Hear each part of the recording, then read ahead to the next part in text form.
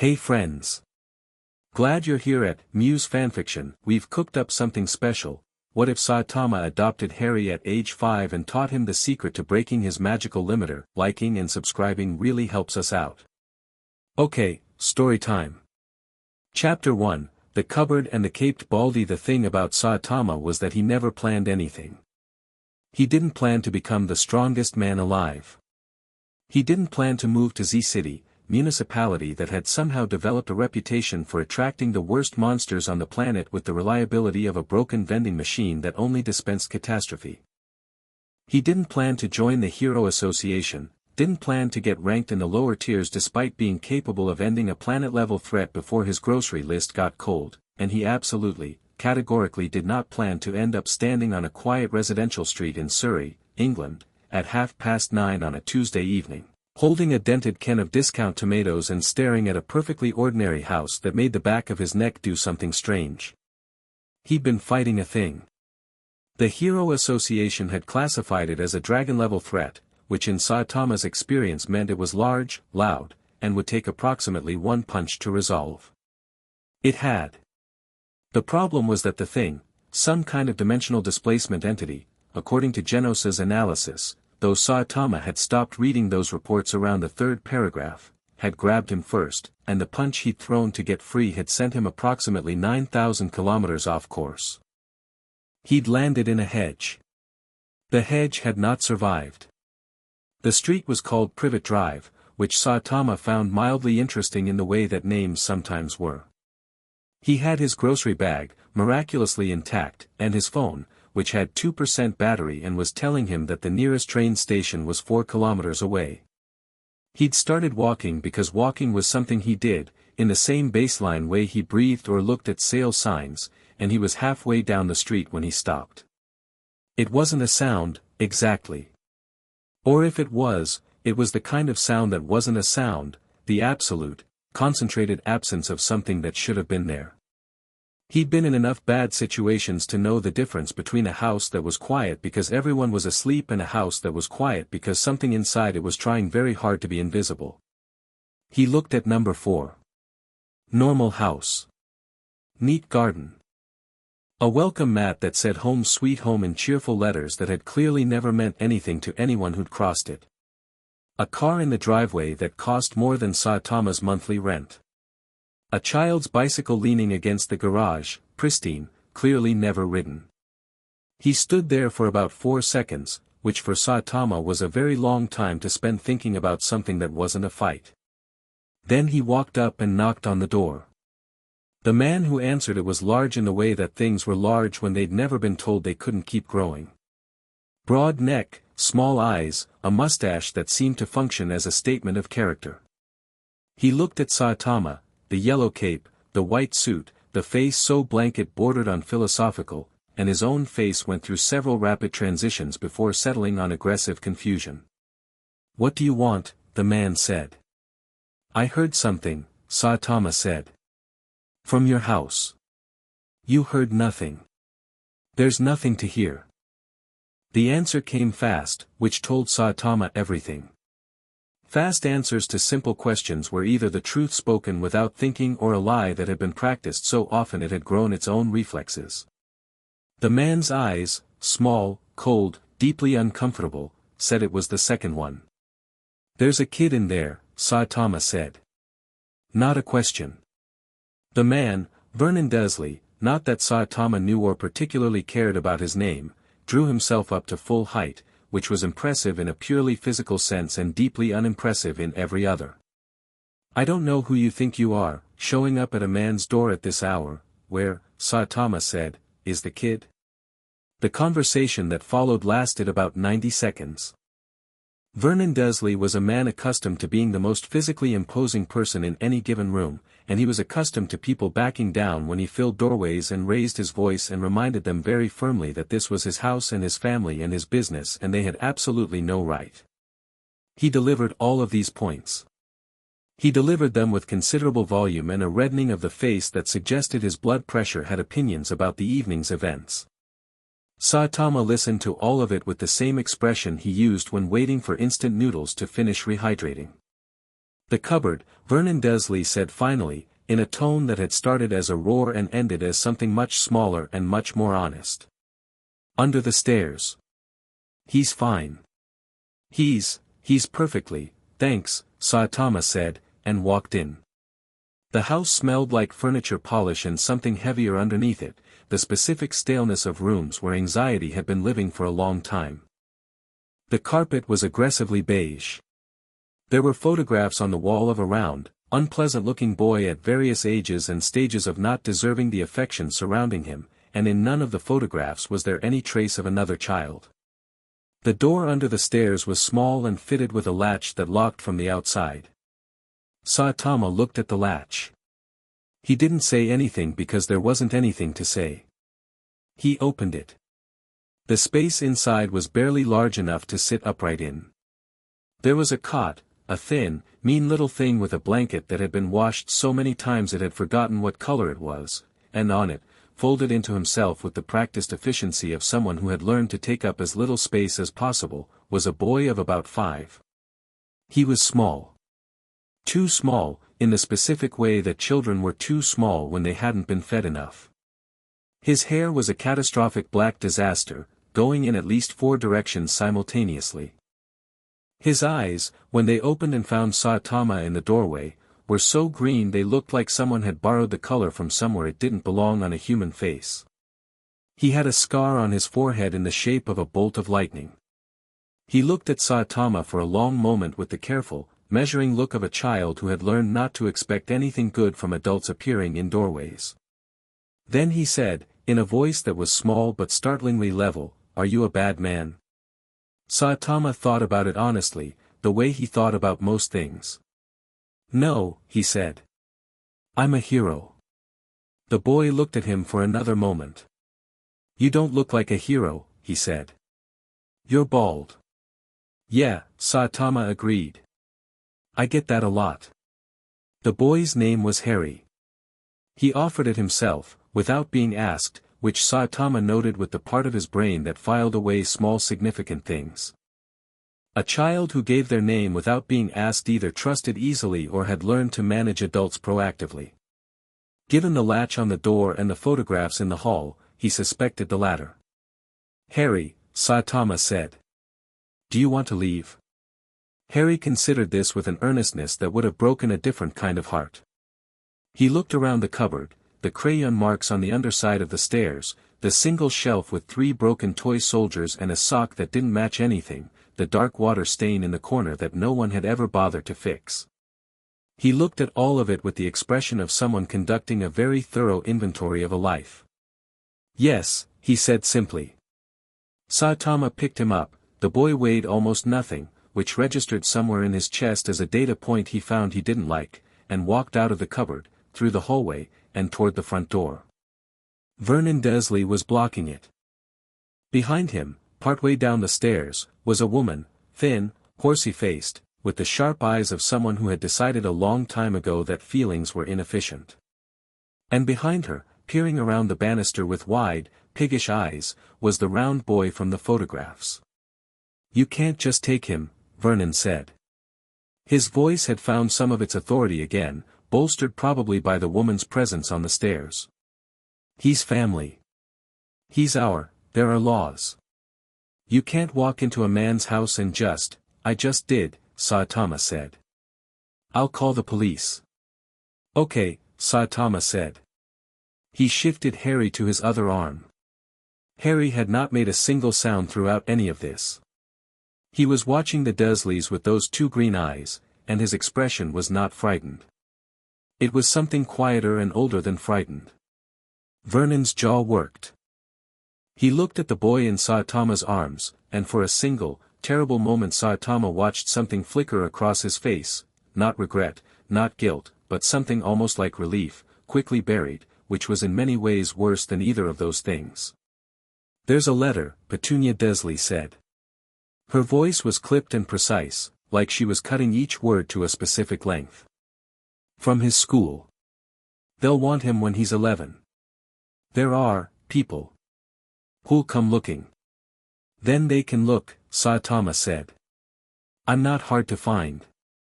He walked through the door. Vernon Dursley stepped aside. Saitama never found out if it was because he'd decided not to fight or because something about the absolute blankness of Saitama's face had communicated, without words, that fighting would be a very poor life choice. It didn't matter. The night air was cool and smelled like cut grass and petrol and the particular suburban nothing of a street where people worked hard to make sure nothing interesting ever happened. Harry looked back once, over Saitama's shoulder. Then he looked forward. He didn't look back again. They sat on a low brick wall at the end of the street while Saitama's phone charged enough to call Genos. Harry sat with his knees pulled up and his arms wrapped around them, which Saitama had come to recognize over the years as the default posture of children who were trying to be compact and untroublesome. He'd seen it before in shelter kids on hero patrols. He had never liked it. He rooted in his grocery bag and found a rice ball he'd bought at a convenience store several countries and one-dimensional displacement incident ago. It was slightly squashed but otherwise intact. He held it out. Harry looked at it for a moment, then at Saitama, with the careful assessment of someone who had learned to evaluate gifts for catch clauses. "It's just food," Saitama said. "You can have it." Harry took it, and ate it with the focused, serious attention of someone for whom food was not casual. Saitama watched without watching, the way he watched most things, peripheral, cataloging, saying nothing. "Where are we going?" Harry asked, when the rice ball was gone. "Japan," Saitama said. Harry thought about this. "Is Japan far?" "Pretty far, yeah." "Will the bad people follow us?" Saitama looked down at him. The streetlight caught the scar on his forehead and threw it into sharp relief. "No," he said, which was not quite a promise but was delivered with the absolute certainty of a man who had never once in his life needed to worry about anything following him. Harry seemed to understand the distinction. "Okay," he said. Genos answered on the second ring, which meant he'd been waiting by the phone. "Sensei." His voice had the particular quality it got when something unexpected had happened and he was collating information at speed. "Your coordinates indicate you are currently in Surrey, England. Shall I arrange extraction, or have you resolved the, I need a flight," Saitama said. "2 people. A pause. 2. Yeah. Another pause, longer. Genos was doing calculations, not flight routes, but something more complex, because Genos's calculations always ran several layers deeper than the obvious question. "The Hero Association will want a report on the displacement incident." "They can have one," Saitama said. "Later." "Of course, Sensei. There is a connecting flight from Heathrow and I need you to clear out the storage room," Saitama said. "Put a bed in it." The pause this time was very long. "A bed," Genos repeated. "Yeah. Kid-sized." The silence on the line had a texture to it. Then, carefully, Genos said, "Sensei. Are you adopting someone?" Saitama looked at Harry, who was looking up at the sky with an expression of genuine wonder at the stars visible between the streetlights, as though he hadn't seen many skies from outside a cupboard. "I don't know," Saitama said honestly. "Maybe."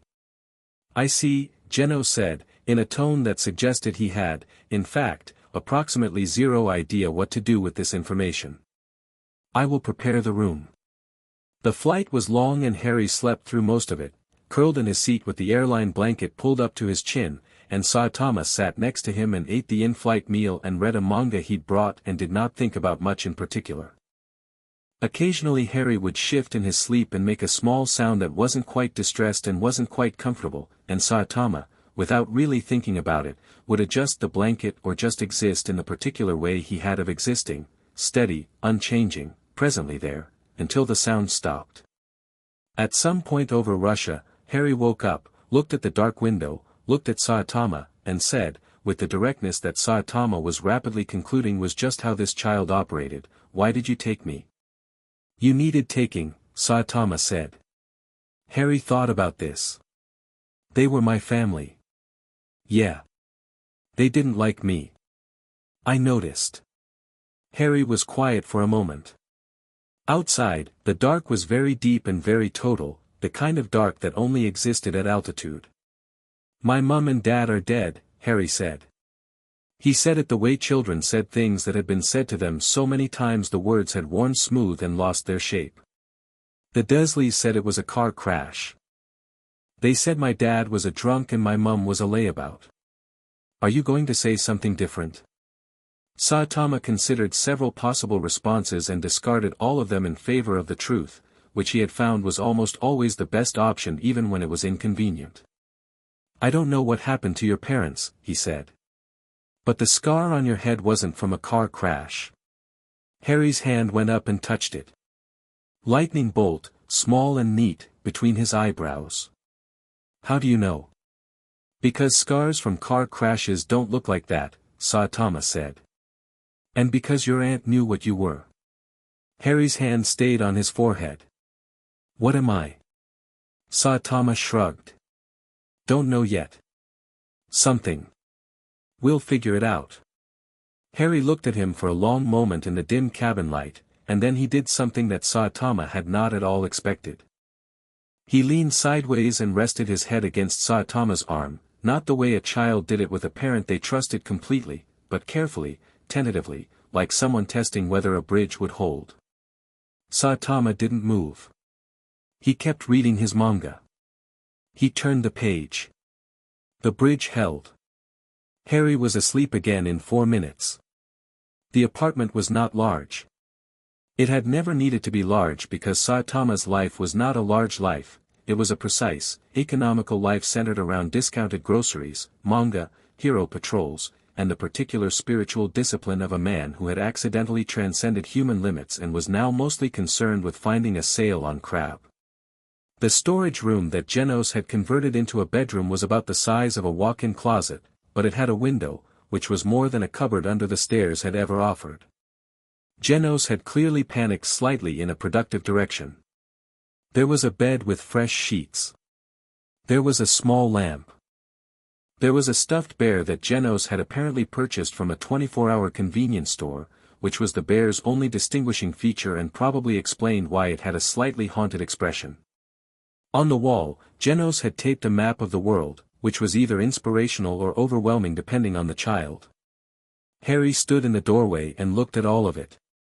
It's small, Saitama said. But it's yours. Not shared. Not temporary. Harry walked in slowly. He touched the lamp.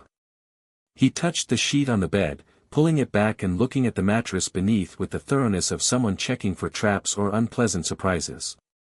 He sat on the edge of the bed. He bounced once. Then he looked at the bear. What's his name? Harry asked. Saitama looked at Genos, who had been standing in the hallway with the expression of a man who had done his best. Genos looked back at Saitama with the expression of a man who had absolutely not considered naming the bear. You can name him, Saitama said. Harry picked up the bear. He looked at it critically. He looks like he's seen some things, Harry said. He was purchased at 3 a.m., Genos offered, which was not helpful but was accurate. Harry considered this. Then I'll call him Senshi, he said. It means warrior. My teacher at the Dursleys said that word once. I liked it. Genos made a sound that might have been surprise, because Harry was 5 and had apparently retained vocabulary from a single hearing the way other children retained cartoon characters. He looked at Saitama with an expression that clearly communicated the word remarkable without using it. Saitama, for his part, leaned against the doorframe and looked at Harry sitting on his bed in his room with his bear called Warrior, and felt something in his chest do the thing it had been doing on and off since a Surrey Street, which was tighten in a way that wasn't unpleasant but wasn't nothing either. Bedtime, he said. We'll talk more in the morning. About what I am? Harry asked, and his voice was careful, not afraid, just precise. Sure, Saitama said. And about the training? Harry's head came up. Training? Yeah. Saitama pushed off the doorframe. If something made that scar, something's going to come looking for you eventually. When it does, I want you ready. Harry looked at him for a long moment. What kind of training? Saitama paused at the door. First, push-ups, he said, which was the beginning of something Harry would spend years coming to understand was the most honest answer he'd ever been given. Then we see. He turned off the light. Harry's room held the glow of the small lamp and the distant light of the Tokyo skyline through the window, which was a different kind of dark than a cupboard under the stairs, the kind of dark that was full of city and sound and the constant low hum of a world that was very much awake. Harry lay down in his bed. He looked at the ceiling for a while. He looked at Senshi the warrior bear with his slightly traumatized expression. He looked at the map of the world on his wall, all those continents spread out in the particular blue of Genos's color printing choices, and thought about how he was somewhere on it right now, somewhere new, somewhere with a window. He didn't cry. He'd learned a long time ago that crying in the cupboard echoed and made things worse. But he lay very still in the dark and felt the bed under him, actual mattress, actual springs, actual weight, and something in him that had been braced for a very long time against nothing in particular eased, infinitesimally, like a fist slowly opening. In the next room, Saitama ate cold ramen because he hadn't had time to do the shopping properly and the good stuff was still in the bag from Surrey. He ate it standing at the kitchen counter and thought about dimensional displacement entities and Hero Association paperwork and what you were supposed to feed a 5-year-old for breakfast. In the hallway, Genos stood with his tablet, preparing a comprehensive report on child nutritional requirements, development benchmarks, and the Japanese public school enrollment process. He had already drafted 3 versions of a cover story for the Hero Association and begun researching international child welfare law. "Sensei," he said, when Saitama passed him on the way to the bathroom, "he appears to be highly intelligent." "Yeah," Saitama said. "His circumstances were concerning." "Yeah. You acted correctly," Genos said. Saitama stopped. He looked at Genos for a moment with the expression he sometimes got when he was working out whether something needed more words or whether the words already said it. "Go to sleep, Genos," he said. "I don't require, go to sleep," Saitama said, and there was something in it that wasn't quite an order, something that sat between a request and the specific gruffness of a person who has been unexpectedly moved by something and would prefer not to examine it in a lit hallway. Genos went to his charging station. Saitama finished in the bathroom, went to his room, lay down on his own bed, and stared at the ceiling. He'd been doing this job for 3 years. Hero work.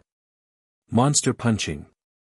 He'd stopped feeling things about it fairly early in, that was the price of the training, or something close to the price. The boredom was real and constant and the emptiness of not having anything that could challenge him had become the background radiation of his life, so steady he'd stopped noticing it the way you stop noticing traffic noise after the first week in a new apartment. He lay there in the dark and turned over the thing in his chest that kept tightening, examining it the way he examined most things, bluntly, without embellishment. A kid. A kid in a cupboard. A kid who'd asked if he was a bad man and accepted the answer with the careful pragmatism of someone who'd learned to work with the information available. Saitama was not a complicated man.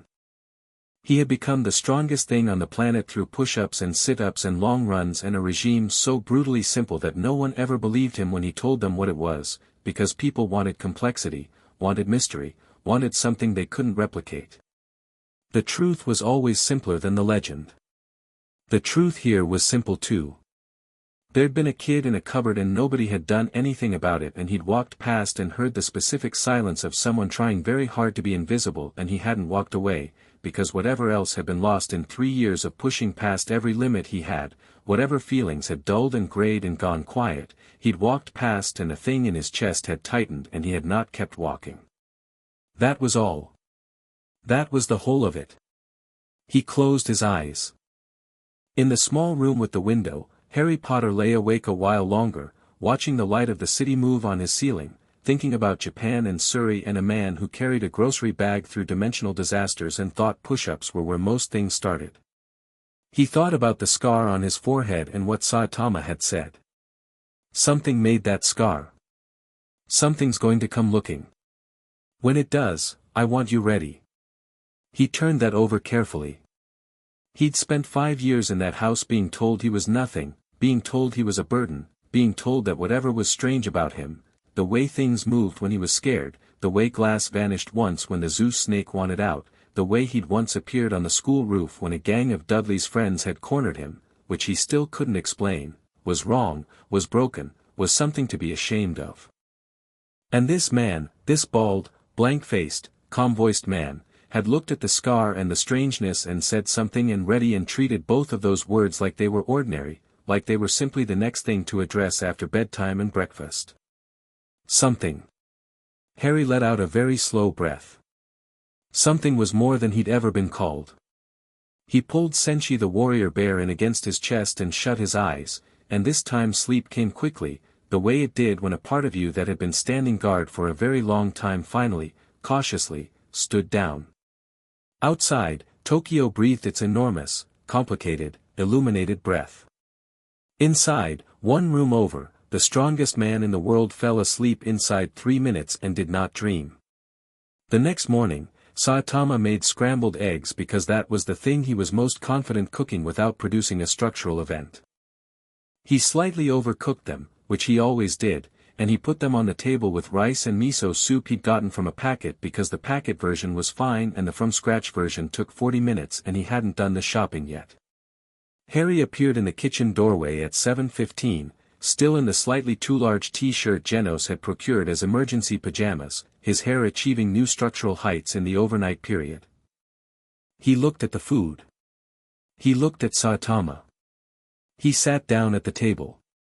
"Do you always make breakfast?" he asked. "Usually," Saitama said. "Genos makes it sometimes. His is better." "Where is Genos?" "Morning patrol." Saitama sat down across from him. "Eat. Then we'll talk." Harry ate. He ate carefully, still, in the measured way of someone rationing against unknown futures, but he ate all of it, which Saitama took as a good sign. Halfway through the rice, he looked up and said, "You said I was something last night. You said we'd figure it out." "Yeah. Did you figure it out?" "Some of it," Saitama said. He'd been thinking about it since 4 a.m. in the way he thought about problems, which was directly and without ornamentation. "You can do things," he said. "Probably magic. The scars from something that tried to hurt you and couldn't. Someone used you as a weapon against whatever that was, which is why you survived." He paused. "That's a guess. But it fits." Harry's fork had stopped moving. He was very still in the particular way he went still when something important was happening and he was concentrating. "Magic," he said. "Yeah. Real magic. You move things without touching them." I checked the cupboard. Saitama had, in fact, carefully noted the slight warping of the cupboard walls and patterns inconsistent with normal stress fractures, the specific shapes of force applied from the inside, over a long time, by something non-physical. "You've been doing it a while." Harry sat with this for a moment. "The Dursleys called it freakishness," he said, carefully neutral. "The Dursleys," Saitama said, "had a bike in the driveway that nobody had ever ridden." Harry looked up. "The kind of people who buy their kid a bike for show," Saitama said, "and lock someone else's kid in a cupboard, their opinion on what's a freak isn't worth anything." Harry held his gaze for a moment. Something shifted in his face, not dramatically, not the way relief looked in movies. Just a small, tectonic thing, a millimeter of movement in something that had been very rigid. "Okay," he said. Then, after a pause, "What kind of push-ups?" Saitama blinked. Then, for the first time in a while, something that was almost a smile crossed his face. "Start with regular ones," he said. "We'll go from there." "How many?" "As many as you can do." Harry considered this. "What if I can only do 2? "Then you do 2, Saitama said. "And tomorrow you do 3. "And you keep doing that until the number stops mattering." Harry looked at him with those 2 green eyes, and Saitama had the very specific feeling of being assessed by someone who was taking him seriously in a way that most adults didn't bother to take each other. It was, he found, not unpleasant. "Okay," Harry said again. He picked up his fork and finished his rice. "I can probably do more than 2. "Yeah," Saitama said. "I think so too." The morning light came through the kitchen window and fell across the table between them, grocery list still on the fridge, slightly overcooked eggs, 2 people who were not yet family in any formal or legal sense, sitting across from each other in the calm specific way of people who had made a quiet, mutual, unremarked upon decision. Outside, Tokyo was already moving, already loud, already full of the particular density of a city that never quite stopped. Somewhere in the Hero Association's database, a report on a dimensional displacement entity was being filed with a note that the responding hero had recovered safely and was currently unavailable for comment. And at the kitchen table in an apartment in Z City, a boy of 5 with catastrophic hair and a lightning bolt scar straightened his back, set down his chopsticks with the precision of someone learning to be careful about things, and looked at the bald man across from him with an expression that was small but that was the beginning of something. "Can we start today?" he asked. "Already?" Saitama said. "Yes," Harry said.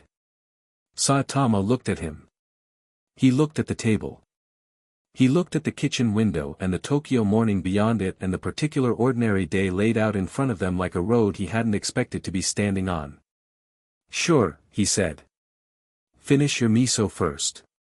Harry finished his miso. They went outside. It started there. Chapter 2, 100 push UPS, 100 sit UPS. The first time Harry did a push-up, he managed 4. He collapsed on the 5th, face first into the apartment building's small courtyard, and lay there for a moment with his cheek against the concrete and his arms trembling with the specific betrayal of muscles that had been asked to do something they had no framework for. He turned his head sideways and looked up at Saitama, who was standing with his hands in his pockets, watching. 4, Harry said. 4, Saitama agreed. "That's bad." "It's a starting point," Saitama said. "Get up. Do 3 more. Rest. Do 3 more after that." Harry peeled himself off the concrete. He did 3. Collapsed. Got up. Did 3 more. His arms were shaking by the end of it and he was breathing like he'd run a considerable distance, which he hadn't. He stood up straight, because he'd noticed that Saitama always stood straight, not stiffly but naturally, like standing any other way simply hadn't occurred to him. "Again tomorrow?" Harry asked. "Again tomorrow," Saitama said. This was, essentially, the whole shape of the first month. Saitama didn't believe in complicated training philosophies. He'd been asked, several times, by Hero Association journalists who'd gotten ambitious, whether he had a method, a system, a regime. He always gave the same answer: push-ups, sit-ups, squats, running, and they always looked disappointed, as if the strongest man alive was obligated to have a correspondingly complex origin. He wasn't. The truth was the truth: you pushed, your body adapted, you pushed past where it adapted to, you kept going until the thing that said stop wasn't your body anymore, it was something deeper, and then you pushed past that too. He didn't explain this to Harry. Not yet. Harry was 5 and had 4 push-ups and a scar and a magic ability he couldn't control, which was enough to be going on with. What he did do was show up every morning at 7 a.m. in the courtyard, which Harry matched with the consistency of someone who had been told a routine was available and had decided to treat it like a structural element. Rain, cold, the occasional Tuesday when a monster attack had kept Saitama out past midnight, Harry was always there at 7, slightly too large t-shirt, bare feet on the concrete, waiting. Genos observed all of this with the intensity of a man writing the definitive paper on a new and fascinating phenomenon. "Sensei," he said, one evening in the 3rd week, while Harry was doing his evening run around the block for the 2nd time, a distance Saitama had set partly to build stamina and partly because it kept Harry in sight of the apartment window. "The child demonstrates an unusual degree of discipline for someone his age." Saitama said. He was reading manga. Most children require significant external motivation to maintain physical training. Harry appears to generate his own. He likes knowing what comes next, Saitama said, without looking up. He didn't have a lot of that before. Genos processed this. I see, he said, in a tone that suggested he did, in fact, see, and that what he saw was making him run several quiet background calculations he wasn't going to mention out loud. Harry came back from his run red-faced and breathing hard and already showing, in his small body, the first faint signs of the kind of fitness that happened when a frame that had been seriously undernourished was suddenly given food and work in consistent quantities. He was filling out. Slowly, incrementally, in the way children did when the world finally started cooperating, not dramatically, not overnight, but in the steady way of something that had been waiting for permission to grow. He stopped at the door, hands on his knees, and looked up at Genos. Is dinner ready? He asked. It will be in 14 minutes, Genos said. What is it?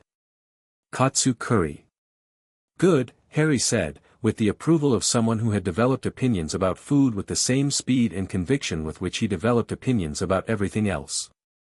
He straightened up, pushed his hair out of his face, and looked at Saitama. I did an extra lap. I know, Saitama said. I saw. Harry nodded, which was his version of satisfaction, not performative, not loud, just the small acknowledgement of a completed thing. He went inside to wash up. Genos looked at Saitama. Saitama turned a page. You saw from the window, Genos said. Yeah. You were watching. I can read and watch, Saitama said. Of course, Genos said. He turned back to the kitchen. He did not say anything else, which was one of the things Saitama had come to appreciate about him, his capacity for knowing when the nothing was the right thing. The magic started making itself known properly around the 6-month mark. It had been present before, Saitama had known that, catalogued it, kept mental notes with the same low-key thoroughness he applied to monster behavioral patterns. Small things. A glass sliding to Harry's hand when he reached for it from across the table. The lights in the apartment flickering when he had nightmares, which happened less and less as the months passed but hadn't stopped entirely. Once, spectacularly, every door in the apartment slamming simultaneously when Genos had startled him during morning training by landing from a flight test directly behind him. Genos had apologized for 4 hours about that. But at 6 months, something shifted in register. They were in the courtyard.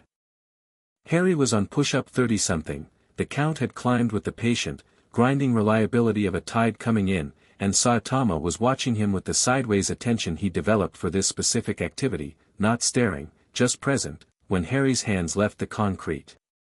Not dramatically. Not with a sound or a flash. His palms simply stopped touching the ground while the rest of him kept doing the push-up, which should have been biomechanically impossible but was apparently not, because Harry didn't notice for 3 more reps and then paused, looked at his hands, and looked at the 6-inch gap between them and the courtyard floor. He was hovering. Saitama said. Harry looked up at him. Did I do that? Looks like it. Harry looked at his hands again. He tried to go down and his palms stopped about 3 inches above the concrete, like the air had developed opinions. He pushed against it. Saitama could see the effort, the way his arms engaged, the slight furrow of concentration between his brows, and the resistance pushed back. What is that? Harry said, not scared, just intensely interested. Magic, probably, Saitama said. It's pushing back at me. Yeah. Saitama crouched down to look at the gap. There was nothing visible, but the air around Harry's hands had a very faint quality to it, a shimmer like the heat haze off summer asphalt. Is it coming from you or at you? Harry thought about this carefully. He pressed his hands downward again, deliberately this time. The resistance held. He pressed harder. The shimmer intensified, and a crack appeared in the concrete directly below his left palm, radiating outward like a small spider's web. Harry pulled back immediately. From me, he said. Sorry. Don't apologize, Saitama said. Do it again. Harry looked at him. Controlled this time, Saitama said. Like when you run. You know where the energy goes. Find where this goes. Harry looked at his hands again, and Saitama watched him do the thing he did, the internal stillness, the withdrawal of attention from everything peripheral, the specific quality of focus that most adults never developed and that Harry had at 5 years old as though someone had installed it early. He pressed his palms slowly toward the ground. The shimmer spread across his whole body this time. His hair moved slightly in a wind that wasn't there. The crack in the concrete didn't widen, but the ground around it pressed down in a shallow crater. Then Harry sat back on his heels, and the shimmer vanished, and he looked at Saitama with something bright in his face that Saitama had learned to recognize as the specific expression that appeared when Harry understood something that had previously been past the boundary of what he thought he could understand. I think, Harry said slowly, it comes out when I push. Like it's excess. Excess of what? Of whatever I'm doing, Harry said, sounding it out. Like when you run really fast and your arms go too. Saitama looked at him for a moment. He looked at the small crater in the courtyard concrete, which he was going to have to explain to the building manager. He thought about energy displacement and force transfer and the training philosophy he'd never been able to fully articulate but had lived. Yeah, he said. That's actually pretty much exactly what it is. Harry looked pleased, which was different from happy. Pleased was specific, calibrated, the satisfaction of a mechanism engaging correctly. Happy was the louder thing, less frequent, arriving in moments. The first time Genos made him okonomiyaki, the afternoon Saitama had let him come on a low-level patrol and a monster had dissolved in a cloud of purple smoke that smelled inexplicably of lavender, the evening they'd watched a superhero movie on the couch and Harry had listed, with complete seriousness, every physical impossibility in the action sequences until Saitama had pointed out that Saitama himself was technically a physical impossibility and Harry had gone quiet and thought about that for a very long time. The magic training began with no ceremony. Saitama didn't look up enchantment books or consult experts. The only magical expert he was aware of was potentially waiting for Harry to turn 11, and he wasn't inclined to hand the development of a child over to an institution before he understood the institution. So he applied the same logic he applied to everything: find the thing, understand its shape, test its edges, push past them. He set Harry tasks the way he'd set himself tasks. Move that glass from across the room. Hold it in the air for 60 seconds. Now 90. Now do it without looking at it. Now do it while running.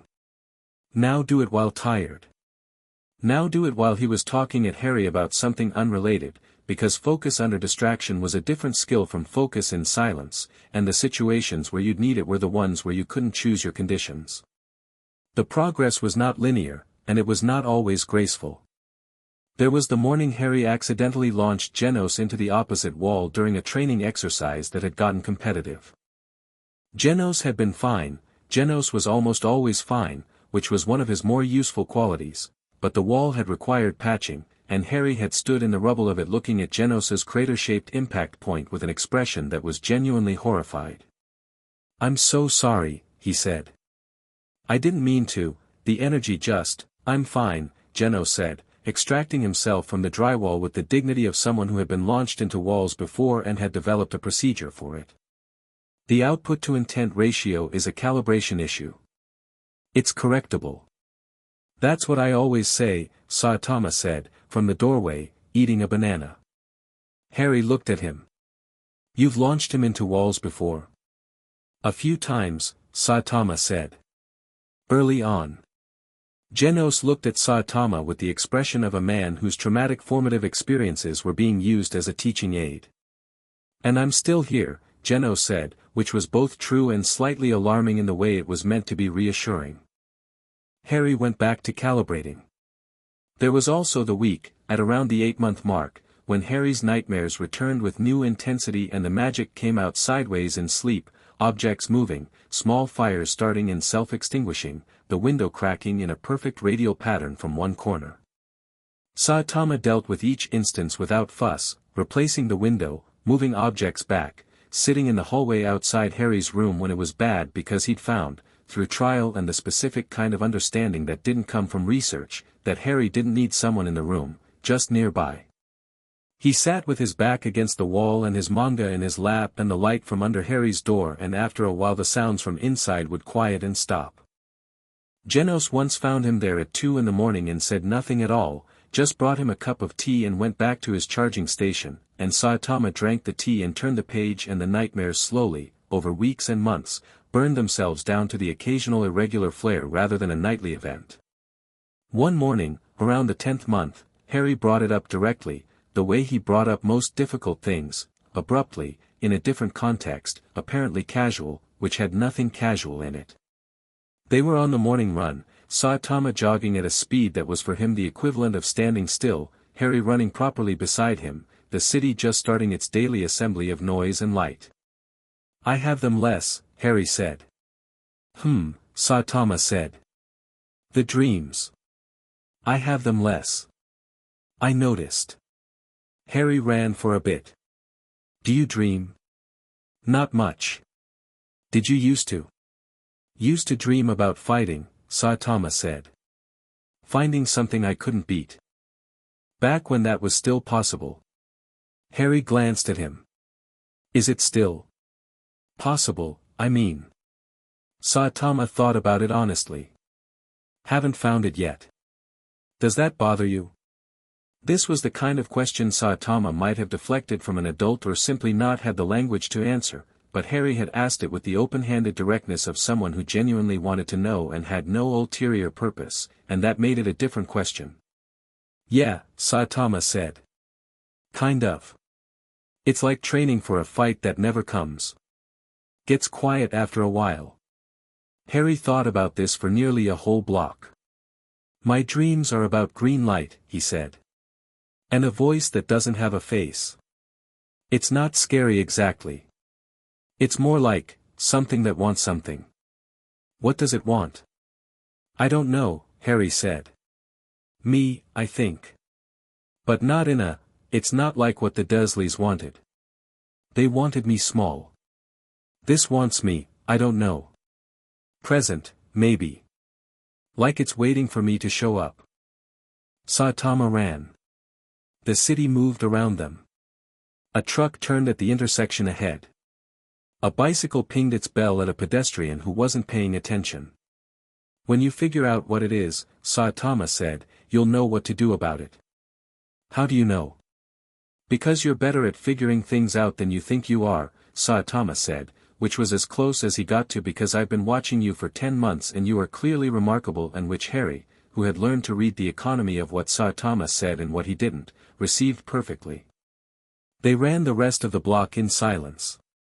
The years moved. Not in a blur, that was the wrong word, the movie word, the word for things that were described from outside. They moved the way years moved when you were inside them, some days enormous and slow and full of specific texture, some weeks gone in retrospect, specific mornings that lodged and stayed. Harry went from 4 push-ups to 40. Then to 100. Then to 100 without stopping, without trembling, with the steady mechanical reliability of a body that had accepted the work as its default state. He started school at the local primary, where he was quiet and watchful and several reading levels ahead of his peers, which Genos had apparently anticipated by including a comprehensive early literacy curriculum in the routine he developed for Harry's first year. Harry had accepted this curriculum with the same focused seriousness with which he accepted everything Genos offered, which had led to Genos developing what could only be described as a mentorship relationship with a 6-year-old who asked better questions than most adults. "Why does the moon affect tides?" Harry had asked once, reading from a science text Genos had selected. "Gravitational interaction," Genos had said, and then given a complete and technically accurate explanation that was about 3 grade levels above what had been intended. Harry had listened to the whole thing and then said, "Is that related to how magic affects gravity? When I hover, the weight goes somewhere." Genos had looked at Saitama. Saitama had looked at his rice. "I don't know," Genos said, which was one of Genos's best qualities. he would admit not knowing with the same confidence with which he stated certainty. That would be an interesting experiment. Tomorrow, Harry had said. After runs. He was 7. The magic grew with him, which Saitama had expected and Genos had documented with the comprehensive enthusiasm of a researcher who had discovered an entirely new field. It was different from other magic, or at least from what Saitama understood other magic to look like from the brief account that Petunia Dursley had given about Harry's aunt, something about wands and schools and invisible worlds running alongside visible ones. Harry's magic, at least in these years before any formal training, operated on the same principles as everything else Saitama had trained him in: output, control, application. He could move things. Then he could stop things from moving.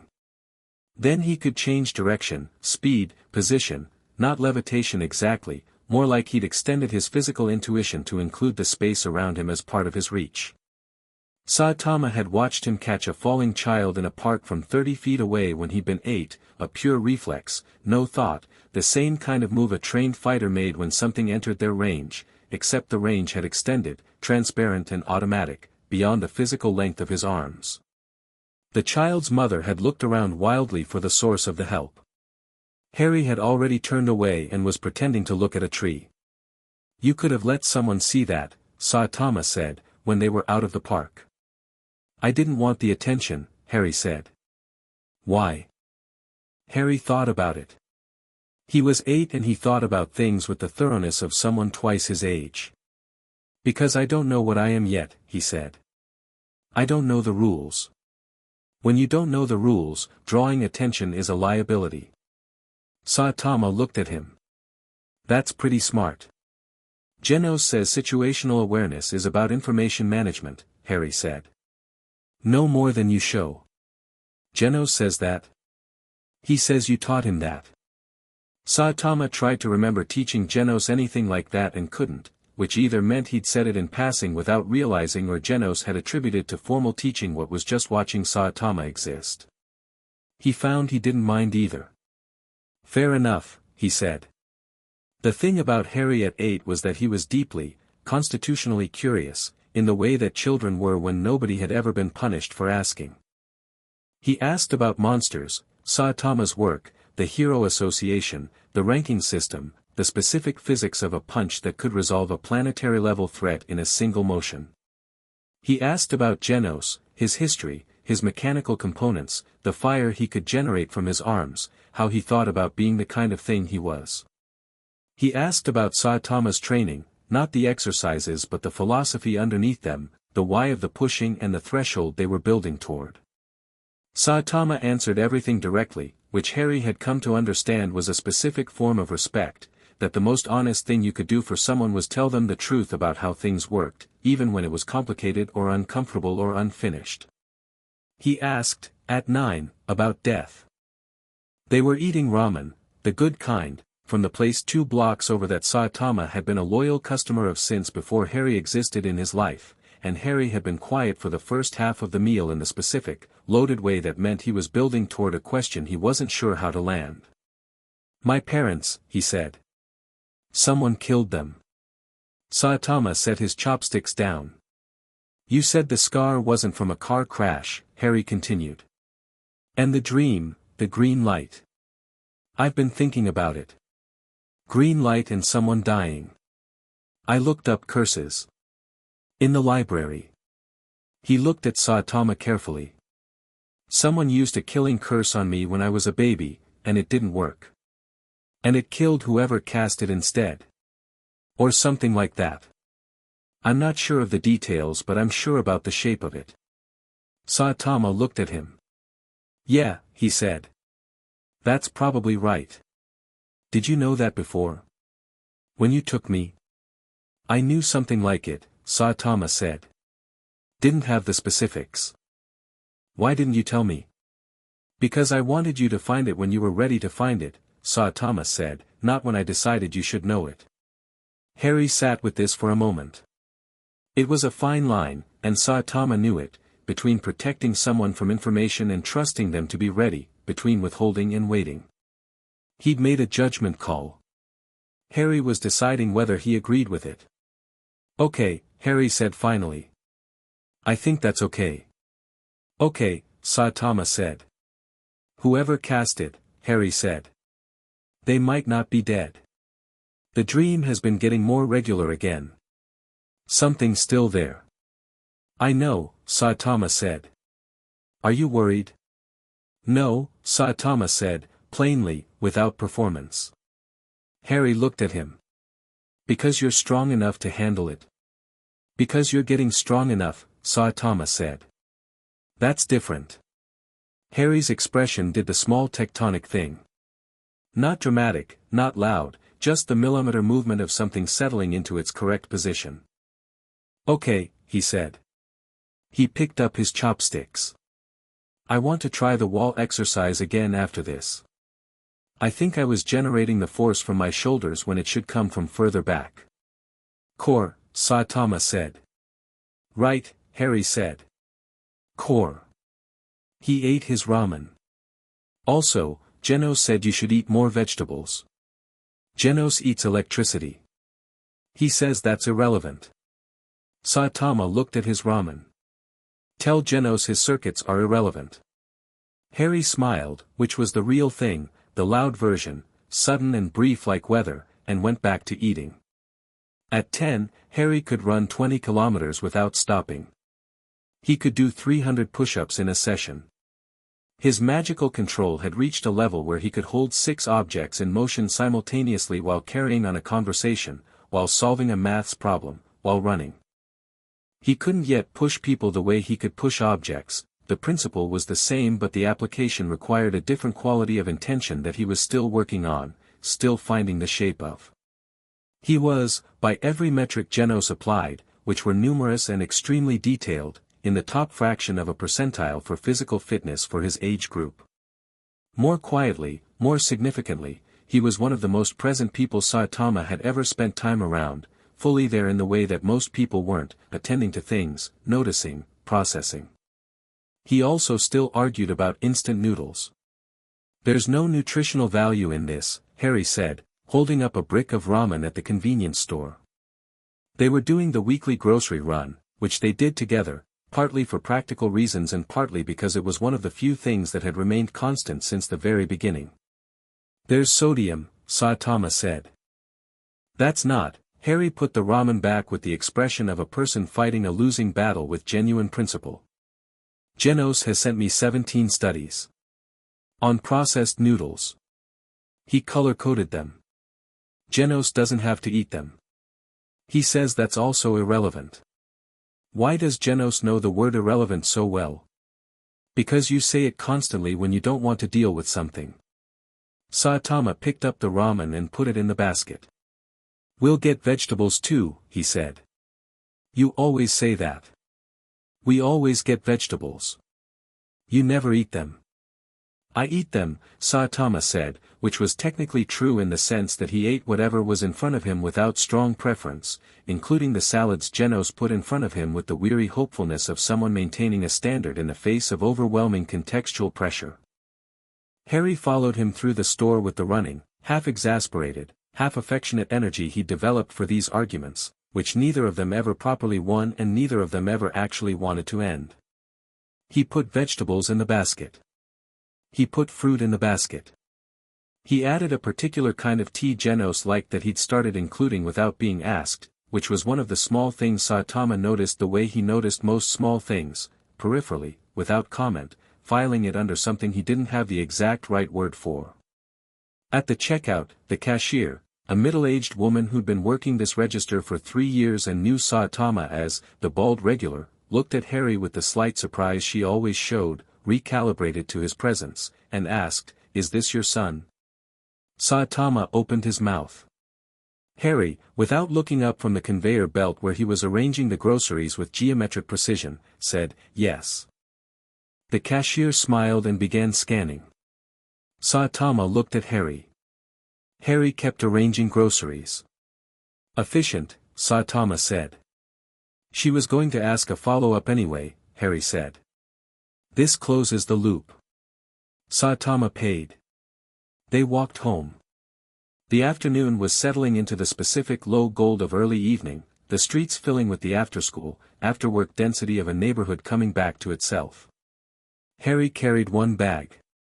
Saitama carried three, which Harry had stopped arguing about after realizing that the strength differential made the argument academic. "When do you think the letter will come?"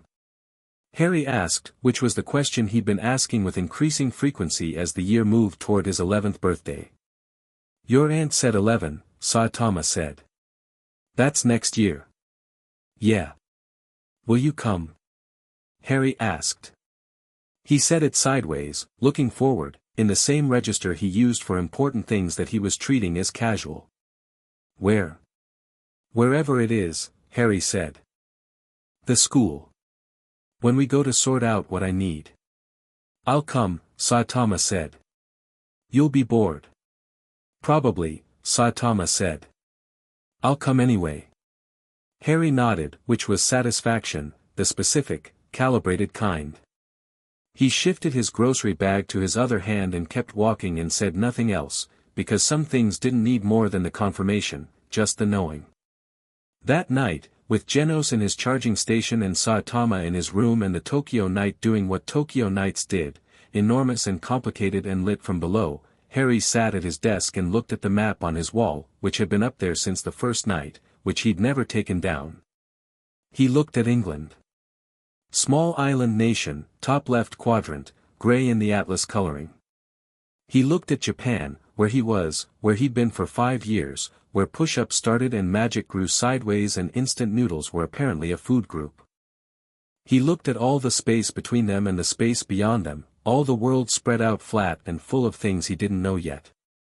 He thought about the green light dreams, which had been coming more regularly lately, sharper and closer, something on the move in them, something that used to be far away and felt less far. He thought about what Saitama had said, "When you figure out what it is, you'll know what to do about it." He put his hand on his scar. Lightning bolt, small and neat. The first thing that had ever been written on him, before he could read.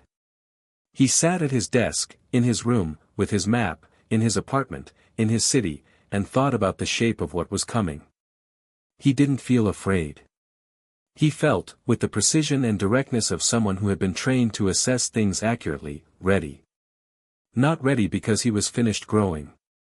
Not ready because there was nothing left to learn. Ready in the way that Saitama had described readiness once, obliquely, during a run, in the half-talking way he sometimes said the most significant things: "You're not ready when you're strong enough. You're ready when the thing coming at you isn't bigger than you are anymore. It might be stronger, sure. But you look at it and you see a problem, not a wall." Harry took his hand from his scar. He picked up his pen and opened his notebook and wrote, in the clean, careful handwriting he'd developed over years of Genos's educational regime, "What I know. What I don't know yet. What I'm working toward."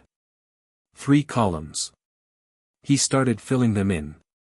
Outside, a late-season typhoon was building over the Pacific, sending its first tentative winds ahead of itself, and the trees along the street below moved with it, restless and anticipatory, like things that could read the weather and were adjusting.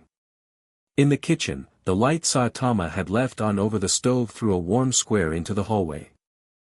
Senshi the warrior bear, somewhat battered now from 6 years of existence in a room with a magically unpredictable occupant, sat on the shelf above Harry's bed with his permanently slightly concerned expression and watched everything with the patience of something that had survived 3 a.m. convenience store adoption and considerably worse. Harry wrote until he ran out of columns. Then he made 3 more. Chapter 3, The Letter That Already Knew. The letter arrived on a Thursday. This was unremarkable except for the fact that it arrived via owl, which was remarkable, because owls did not typically operate postal routes through the concrete and glass density of Z-City at 7 in the morning, and the owl in question, a tawny, self-important creature that had clearly been briefed on the importance of its mission, had navigated the apartment building's ventilation system, found the kitchen window, and deposited the envelope on the counter with the precision of something that had been doing this exact job for considerably longer than the postal system had existed. Saitama was making eggs. He looked at the owl. The owl looked at him. Saitama looked at the letter. Cream-colored envelope, green ink, a wax seal on the back that pressed a crest into the surface, for quadrants, for animals, a banner that he didn't take the time to read. He turned it over. The front address, written in the same green ink with the same slightly archaic hand, read, Mr. H. Potter, the boy currently being trained by a bald man, apartment 3F, building 7, Z City, Japan. Saitama read this address twice. He put down his spatula. The owl ruffled its feathers with the air of something that expected acknowledgement of a job well done. Saitama said.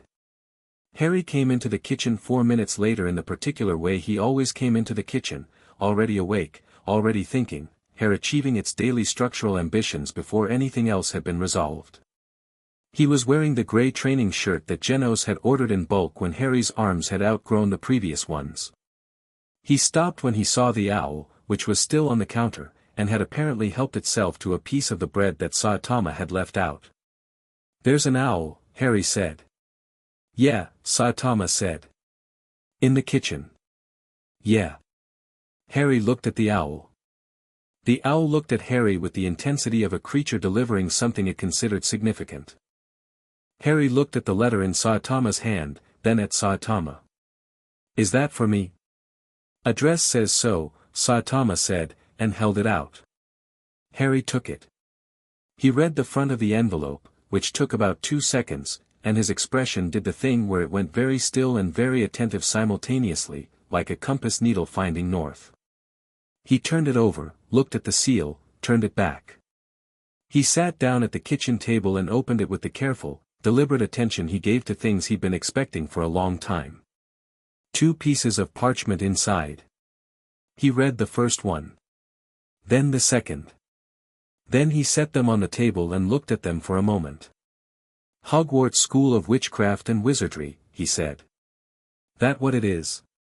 "Headmaster is Albus Dumbledore." He slid the first page toward Saitama. "He has a lot of titles." Saitama picked up the letter. He read it with the same speed and directness he read everything, which was to say he extracted the relevant information and discarded the rest. First year enrollment. September 1st. A train. A platform. A list of requirements. He put it down and picked up the second page, which was the equipment list: wand, cauldron, standard potion ingredients, several books with titles that were either extremely useful or deeply alarming depending on context. Diagon Alley, Harry said, reading the other page. "That's where we get the supplies." "It's in London." "England," Saitama said. "Yes. That's far." "Yes." Saitama considered this. He considered the owl, which had finished the bread and was now eyeing the eggs with professional interest. He considered the seal on the envelope and the titles on Dumbledore's list and the very specific way the address had been written, the boy currently being trained by a bald man, which suggested that whoever had written it had access to a level of information that was either impressive or pointed, and he hadn't decided which yet. "They knew where you were," he said. "Yes," Harry said. "The letter said they have a quill at the school that writes down magical children's names when they're born. They've known about me for 10 years. He paused. "They've known about you for 5. And they waited for the letter to say hello." "It seems so." Saitama looked at the envelope again. The boy currently being trained by a bald man. Not the Dursleys' address. Not a mistake. A correction. Someone, somewhere, had made a deliberate record of Harry's current location and decided to address the letter precisely, which meant they'd been watching, which meant someone in an institution Harry was about to enroll in had a comprehensive picture of the last 5 years. Saitama found this mildly irritating in the specific way he found most things mildly irritating, not enough to do anything about it right now, but enough to file under things to address directly when I find the right person. "Okay," he said. "When do you want to go?" Harry looked up. "You'll come." "Said I would." "This weekend?" Saitama looked at the calendar on the refrigerator, which was a calendar Genos maintained and which therefore had every patrol, hero obligation, and social event in the next 6 months color-coded by priority. He found the weekend. Clean. Sure, he said. Harry picked up the letter again and read it a third time, not because he'd missed anything but because it was real and he was making sure it stayed real. He'd known this was coming, had known the shape of it, had planned for it, had filled in his columns in the notebook until the notebook needed a second notebook. He'd known for a year that the world he'd been born into was going to come and introduce itself. It hadn't made the owl less strange. Genos needs to know, Harry said. He'll see it on the table, Saitama said, turning back to the eggs. The owl, having decided the eggs were not forthcoming, departed through the kitchen window with the dignity of a creature that had never once considered that its mission might be unwelcome. The window swung shut behind it. The kitchen settled back into its morning self, the smell of cooking, the city starting outside, the refrigerator's quiet hum. Harry put the letter on the table and got up to start his morning warm-up. Saitama watched him go and then looked at the letter again, specifically at the wax seal, specifically at the 4 animals. He had the feeling, with the particular instinct that had never once failed him about things coming, that this school and whatever was in it was not going to be the most straightforward experience Harry had encountered. He also had the feeling, which was grounded in 5 years of watching this specific child grow into this specific person, that straightforward wasn't what Harry needed. He flipped the eggs. Genos arrived in the kitchen 6 minutes later, scanned the letter with the speed of someone who read at processor rate, and said, "I'll book the flights." "Thanks," Saitama said. "I'd also like to note," Genos said, "that the address on the envelope suggests surveillance of this household over an extended." "I noticed," Saitama said. "I'm compiling a research file on Dumbledore." "Good." His published work includes several papers on, after breakfast, Saitama said. Genos served the eggs with the particular grace of someone who had opinions about presentation that he'd learned not to impose on Saitama's cooking. Harry came back from his warm-up and sat down and ate. The letter sat between the salt shaker and the soy sauce, green ink on cream, its seal like a small declaration. First thing Saturday morning, they flew to London. Heathrow was exactly as Saitama remembered it from 5 years ago, enormous, loud, and operating at the specific frequency of a place where everyone was either imminently departing or freshly arrived and neither group had slept enough. Harry moved through it with the easy environmental intelligence of a child who'd been taken through airports enough times that the choreography was familiar, keeping pace with Saitama, scanning the signage, not getting distracted by shops. They took the tube and then a cab, because the instructions for Diagon Alley were specific about approaching through a particular pub in central London, which Saitama found when he found most things, by walking toward where it should be and being right. The leaky cauldron was narrow, dim, and smelled of old beer and something smoky that wasn't quite tobacco. It was also, Saitama noticed the moment they walked in, immediately attentive to Harry in a way that the rest of London had not been. The barman, old, hunchbacked, with the vague appearance of someone who'd been working this particular shift for several decades, looked up, looked at Harry, and went very still. Then the whole room went very still. It happened gradually, the way a wave moved, table by table, corner by corner, the conversations dropping out and the faces turning, and all of them with the same expression, a mixture of recognition and something that was either reverence or relief or both, landing on Harry with a weight that was visible. Harry noticed. He was 10 and he had spent 5 years developing exactly the kind of situational awareness that noticed everything relevant. He stood next to Saitama and let the attention happen, and his face was the face he wore when he was cataloging, when he was taking in information and not yet deciding what to do with it.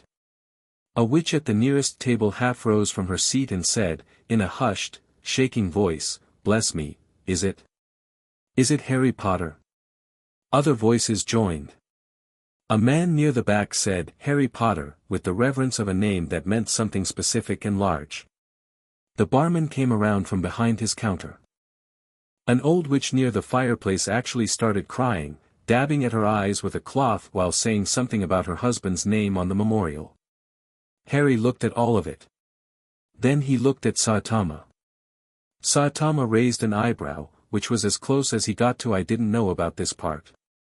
"I think," Harry said, quietly, "that I'm famous." "Apparently," Saitama said. For surviving, Harry said, putting it together with the speed he put things together. As a baby. That's usually how it works, Saitama said, which Harry correctly interpreted as an observation about the way society selected their symbols and not a commentary on the validity of the survival itself. The barman, Tom, he introduced himself, Tom the barman, existing seemingly without surname, was effusive and warm and deeply flustered, shaking Harry's hand and then looking at Saitama and his brain clearly short-circuiting on the input of the yellow cape and the blank face and the complete absence of magical identifier, none of which fit any established category. And you'd be, Tom started. His dad, Saitama said, which Harry had apparently decided was the standard answer to this question and Saitama had apparently decided to match. Tom blinked. Recalibrated. Decided not to pursue it. Right, of course. Through the back, then, through the back, let me just, he led them through to the back courtyard, a small square of grimy brick and a dustbin, and tapped the wall in a specific sequence. Saitama watched the sequence with attention and filed it. The bricks moved, folded back on themselves in a spiraling pattern, smooth and exact and deeply strange in the way that things were strange when they operated by entirely different rules, and opened into Diagon Alley. Harry looked at it for exactly 3 seconds. Then he walked in.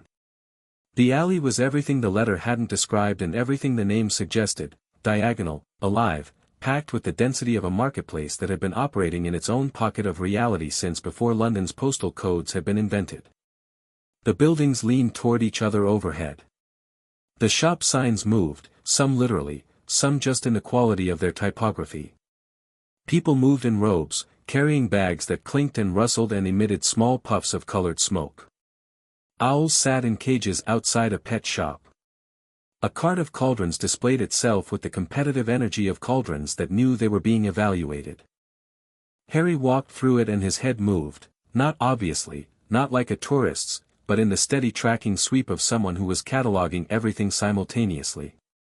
It's real, he said. Yeah, Saitama said. Not just me, then. He said it quietly, not to Saitama exactly, just releasing it into the available air. There are hundreds of people like this. More, probably, Saitama said. Harry looked at a display of books in a window, thick volumes, narrow ones, one that appeared to be breathing. He looked at a child maybe a year younger than him arguing with a parent about a broomstick. He looked at the bank at the far end of the street, which was an enormous white building staffed by creatures that were clearly not human and were clearly not trying to be. Gringotts, Harry said. The goblins. From the letter. He looked at Saitama. I have an account, apparently. My parents left money. Let's go there first, then, Saitama said. Get the money sorted, then the supplies. They went to Gringotts first. The goblins gave Harry the particular reception of institutions that had been waiting for a specific person to walk through their doors for approximately a decade, professionally neutral, precisely correct, and carrying underneath it the weight of considerable interest. The goblin who handled Harry's vault was named Griphook, and he treated the transaction with the efficiency of someone for whom Harry Potter was simply the next account number, which Harry clearly appreciated. The vault was substantial. Saitama stood back while Harry looked at it, the piled coins, gold and silver and bronze, the legacy of parents he hadn't known, and Harry's face went through something that he handled privately, briefly, the way he handled most large emotional events. He looked at it, he let it be what it was, and then he picked up enough to cover the supply list and turned around. Ready, he said. Okay, Saitama said. They worked through the list methodically. Books from Flourish and Blots, where a young shop assistant nearly knocked a display over when Harry gave his name at the register. Robes from Madame Malkin's, where Harry stood on the measuring platform with the same stillness he used in training while the tape measure did its work, and where, on the other measuring platform, a blond boy was standing with the particular quality of someone accustomed to occupying every room he entered as though he'd been specifically invited. The blond boy looked at Harry. His eyes went to the scar, which was visible. Something moved in his expression, recalibration, the specific adjustment of someone updating their understanding of the situation's social significance. Hogwarts, the boy said. Yes, Harry said. First year? Yes. The boy straightened slightly, which was the preamble to an introduction that had been rehearsed. Draco Malfoy, he said, with the particular enunciation of a surname that expected recognition. Harry Potter, Harry said, with the particular enunciation of someone who had spent exactly no time rehearsing this. Draco Malfoy's composure held, but only just. His eyes went to the scar again. Then to Saitama, who was standing to the side of the shop reading a label on a set of dress robes with the focused attention of someone who had discovered an interesting piece of information. Then back to Harry. Is he with you? Draco asked. Yes, Harry said. Who is he? My dad, Harry said. Draco looked at Saitama again. The yellow cape. The white suit. The face that was currently completely occupied by the dress robe label. The absence of a wand at his belt. The complete and total lack of any visual marker that placed him in any known magical social category. He's a wizard? Draco asked. No, Harry said. What is he? A hero, Harry said simply, in the same tone he might have said an accountant or a carpenter, just the accurate descriptor for the thing. Draco processed this. He was clearly a child who had been given extensive briefings on the relevant families and power structures of Wizarding Britain, and he was clearly encountering his first entry that didn't fit those briefings. He looked at Saitama one more time, as though a second inspection might resolve the classification problem. Saitama looked up from the label, met Draco's eyes, and nodded once in the polite way he nodded at things he'd registered and categorized. Draco turned back to Harry with the expression of someone deciding to file a discrepancy and revisit it later. What house do you think you'll be in? He said, which was the conversational recalibration of someone switching to known ground. I don't know much about the houses, Harry said. I've read about them. I don't have enough data to predict. Most people have a preference, Draco said. I'll know when I know, Harry said, which was the kind of answer that closed a line of inquiry without being rude about it, and Draco, who was sharp enough to recognize the closing, went back to being measured. They left Madame Malkin's, and in the street Harry looked at his list and then at Saitama and said, wand last. Okay. Ollivanders, Harry said. The letter says it's the best. They found it easily, a narrow shop, the kind of narrow that suggested the internal architecture had not consulted the external facade before deciding on its dimensions. The window had a single wand on a faded purple cushion, which was either restrained elegance or an aesthetic choice made by a person who understood that the product sold itself. The inside was shelves. Floor to ceiling, wall to wall, hundreds and hundreds and hundreds of long narrow boxes in the specific organized density of a collection that had been building since before most currently living people had been born. It smelled of sawdust and something else, something under the sawdust, something that the part of Saitama's brain that processed energy and force recognized dimly and without full comprehension. The old man appeared from between the shelves the way old men appeared in places like this, materially from nowhere, with the timing of someone who had been waiting for exactly this customer. Ollivander looked at Harry the way everyone in this world looked at Harry, the scar, the eyes, the recognition, but there was something different in it, something more complicated, less reverential and more calculating, the look of a craftsman assessing a piece of unfinished work. Harry Potter, he said. He had a voice like old parchment. I wondered when I'd see you. I remember every wand I've sold, Mr. Potter. Every single one. He paused. It was also I who sold the wand that gave you that scar. The shop went quiet in the way that spaces went quiet when something significant had just been said plainly. Harry looked at Ollivander without flinching. The wand that killed my parents, he said. Yes. Ollivander held his gaze. 13.5 inches. You. Phoenix feather. He paused again. The phoenix who gave that feather gave only one other. It is curious that you should be destined for the brother wand, should it not, Mr. Potter? Very curious, Harry said, steadily. Destined, said Saitama, from where he was standing by the door, not looking up from a box he'd picked up off the nearest shelf and was examining, is a strong word. Ollivander looked at Saitama for the first time. The look was different from how he'd looked at Harry, less recognition, more the specific attention of someone encountering something they couldn't fully read. His eyes moved over Saitama with the thoroughness of an assessment.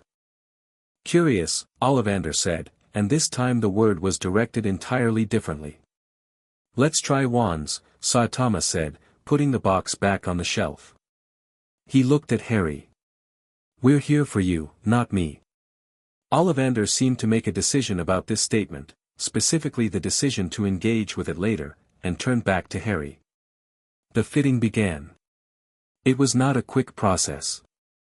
Ollivander moved through boxes with the confidence of someone who understood what he was looking for before he found it, taking out wands, handing them to Harry, watching what happened. Most of them produced nothing. One sent sparks shooting toward the ceiling. One made every box in the immediate vicinity vibrate. One caused a stack of boxes to explode off their shelf with a sharp crack, which Saitama caught without looking, for boxes in each hand, and set back down on the shelf, and Ollivander stared at him for 3 full seconds. Phoenix feather, Ollivander said, to Harry, producing a new box. 11 inches. Holly. He paused as though telling Harry something he'd already decided. Give it a try. Harry took the wand. Saitama felt it from across the room. He didn't know what to call it, not heat, not sound, not vibration in any physical register. More like the way the air felt before a lightning storm, a charge building and then releasing, except in this case the release was gold and red and warm and moved from the tip of the wand through Harry's arm and into the room like something recognizing something. Every box on every shelf behind Ollivander shivered. Harry stood with the wand and his eyes were very bright and his face had the expression of something finally clicking into place after a very long time of almost fitting. 11 inches. Holly. Phoenix feather, Ollivander said softly. Warmth. Warmth and something else. He was staring at Harry with unsettling intensity. Curious. Very curious. The brother wand, Harry said. Yes. To the one that killed my parents, Harry said. Yes, Ollivander said. He held Harry's gaze. There is a connection there that, connections can be broken, Harry said. Not angrily. Not dramatically. Just clearly, with the flat certainty of someone who had been told what limits were and had spent 5 years learning to regard them as starting points. Ollivander looked at him for a long moment. Something in his expression shifted, not quite surprise, but the recalibration of someone whose prepared speech had just been made irrelevant by the person it was directed at. Indeed, he said. Indeed they can. Saitama said nothing. He looked at the wand in Harry's hand and at the warmth still dissipating from the air between them, and thought about excess energy and the force that came out sideways when you pushed and pushed and pushed, and thought that a wand was just another way to direct it, and that Harry had been directing it, wandlessly, for 5 years. He thought that Ollivander's expression, when Harry had said connections can be broken, was the expression of a man who had not expected this meeting to go this way. That, Saitama found, was satisfying. They got the wand, paid, Saitama paid, because Harry's vault money was for Harry's things and Saitama had opinions about this that he'd never articulated as a policy but that Harry had internalized without being told, and walked back out into Diagon Alley. It was mid-afternoon now. The alley was fuller, louder, the end-of-summer rush of families doing exactly what they were doing, list in hand, the school year on the horizon. Harry stood on the cobblestones with his wand box under his arm and his bag of books over one shoulder and looked at everything around him with the steady, attentive gaze he'd been giving it all day. They all know who I am, he said. Yeah, Saitama said. And they expect things from me. Specific things. He paused. They want me to be something. What? A symbol, I think. The boy who survived. The thing that proves the bad thing can be beaten. He looked at Saitama. They've been waiting 11 years for me to do something. Saitama said. That's a lot of pressure to put on a baby. Yeah. I don't like it, Harry said. Okay, Saitama said. I mean, I understand it, Harry said, with the fairness he applied to things he didn't like but was willing to comprehend. If something terrible happened and a baby survived it, people need that to mean something, because otherwise the terrible thing was just terrible with no meaning. I understand the mechanism. He paused. I still don't like it. I'm not a symbol. I'm a person. Yeah, Saitama said. You are. And I'm going to this school as a person, Harry said. Not as a symbol. Good, Saitama said. They walked back toward the leaky cauldron, through the afternoon crowd, Harry slightly ahead with his bag and his wand and his list checked off, and Saitama behind and to the left in the easy, unthinking proximity he maintained when Harry was somewhere new, not protective, exactly, not hovering, just present in the particular way he was present, steady and absolute. The old man who runs the school, Harry said. Dumbledore. What about him? He knew where I was. 4 or 5 years. And he left me there. He said it without heat. He said it the way he said most things, directly, accounting for all available data. Or he knew where I went after. To you. And he left me there, which is different. He thought about it. Either way, he's been managing information about me for a long time. Yeah, Saitama said. I want to understand why before I trust him. Smart, Saitama said. Are you going to tell me to keep an open mind? I'm going to tell you that people with complicated plans usually have complicated reasons, Saitama said, and that complicated reasons aren't the same as good ones, but they're not automatically bad ones either. Harry thought about this. So keep an open mind but track the evidence. Yeah. I can do that. I know. They passed back through the leaky cauldron, which gave Harry another round of wide-eyed recognition from the afternoon crowd, which Harry moved through with the same steady disregard he'd carried all day, and out onto the London street, where the normal world was entirely unaware of the diagonal pocket they'd just left, and where the late summer sun was doing what late summer London sun did when it showed up, which was commit fully and enthusiastically to making up for its usual absence. Harry stood on the pavement and tipped his face toward it, and for a moment the expression he had was the happy one, the sudden, loud, brief kind, a kid in the sun with a wand box under his arm and a school letter in his pocket and a whole new world confirmed real.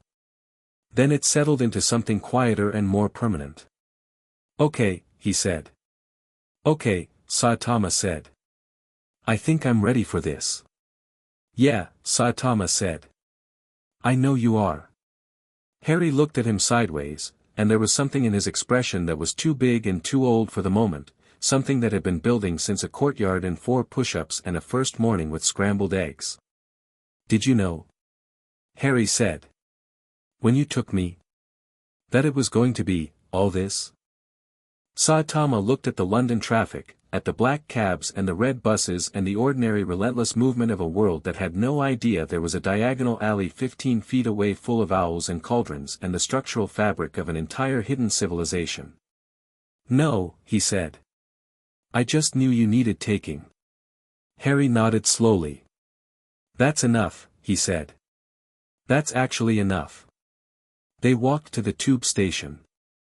Harry held his wand box in both hands on the escalator going down, not absently but deliberately, like something real and specific that he was choosing to carry. Saitama stood behind him and watched the underground swallow the light from above, the tunnel closing around them as the escalator descended, and thought about the letter on the kitchen counter, the boy currently being trained by a bald man, and the school on the other side of September, and the thing that was waiting in Harry's dreams, still green and still moving. He thought about Ollivander's face when Harry had said connections can be broken. He thought, good. They rode the train in the direction of the airport, Harry's bag on the seat between them, the wand box on his knees, London sliding past the windows in that specific way of cities glimpsed from underground levels, glimpses of light, glimpses of sky, the train going where it was going with no regard for what was above it. The hero who sold my parents' killer their wand, Harry said, after a while. He was looking out the window. He said the wand chose me. What do you think? Saitama said. Harry was quiet for a moment. I think it responded to something in me, he said carefully. I think chose is the wand's version of my magic responding to my training. It's not fate. It's compatibility. He paused. Like how your fist and a monster's face are compatible. Saitama looked at him. Harry kept looking out the window. That, Saitama said, is the best description of punching I've ever heard. Harry smiled, and this time the smile was slow and stayed and went all the way up to the two green eyes, and the train carried them north toward the airport and the flight and the city and the apartment where Genos had very likely spent the day compiling a research file on every known fact about Hogwarts School of Witchcraft and Wizardry and color-coding it in ways that would take an hour to fully appreciate. Outside, London went on being London. Inside, for the length of a tube ride, they were just two people on a train, and the world hadn't started yet.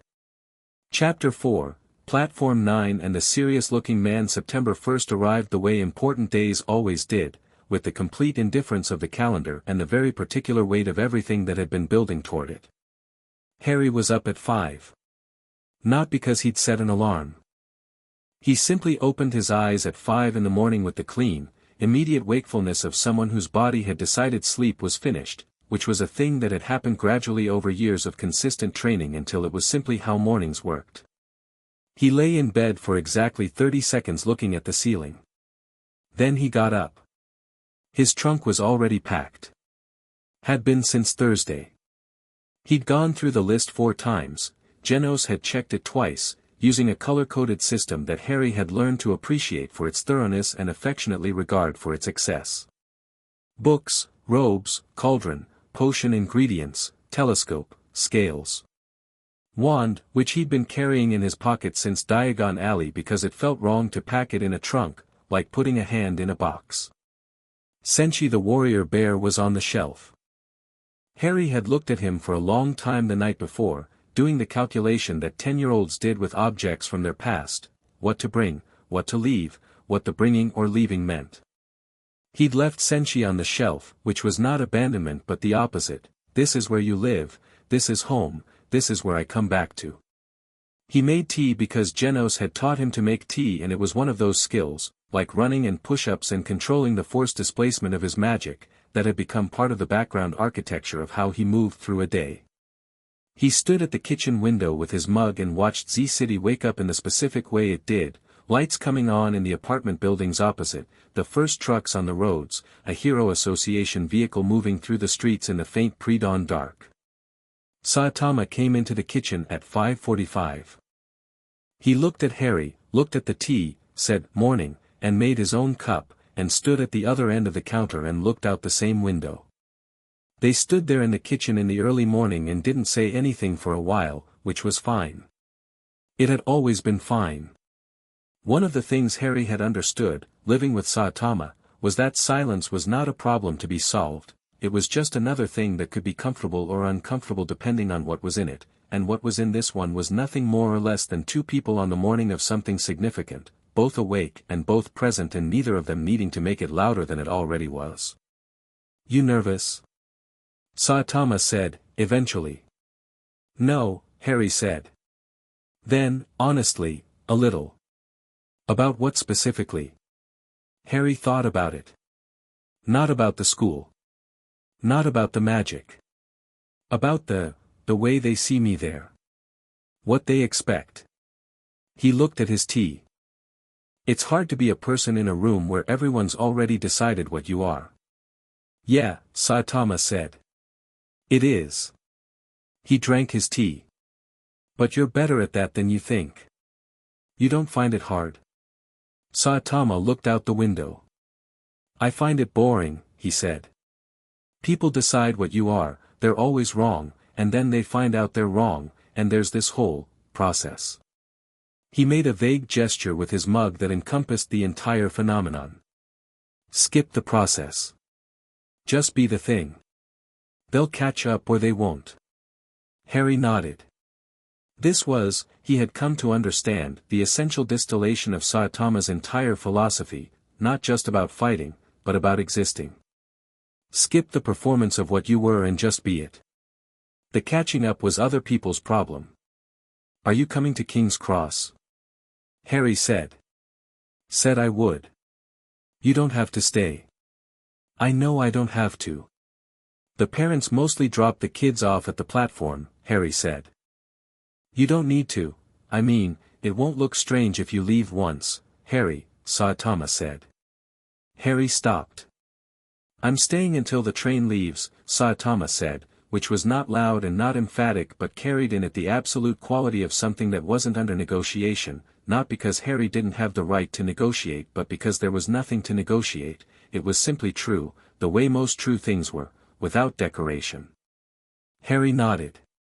Okay, he said. Good.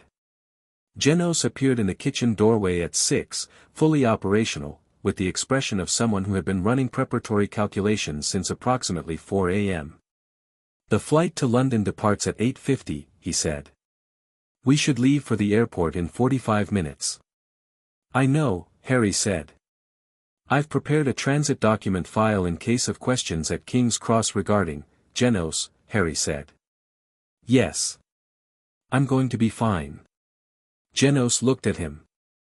Whatever Genos's version of an emotional response was, the particular configuration of processing that corresponded to the complex specific feeling of watching someone you'd helped raise walk towards something large, it moved briefly and visibly across his face.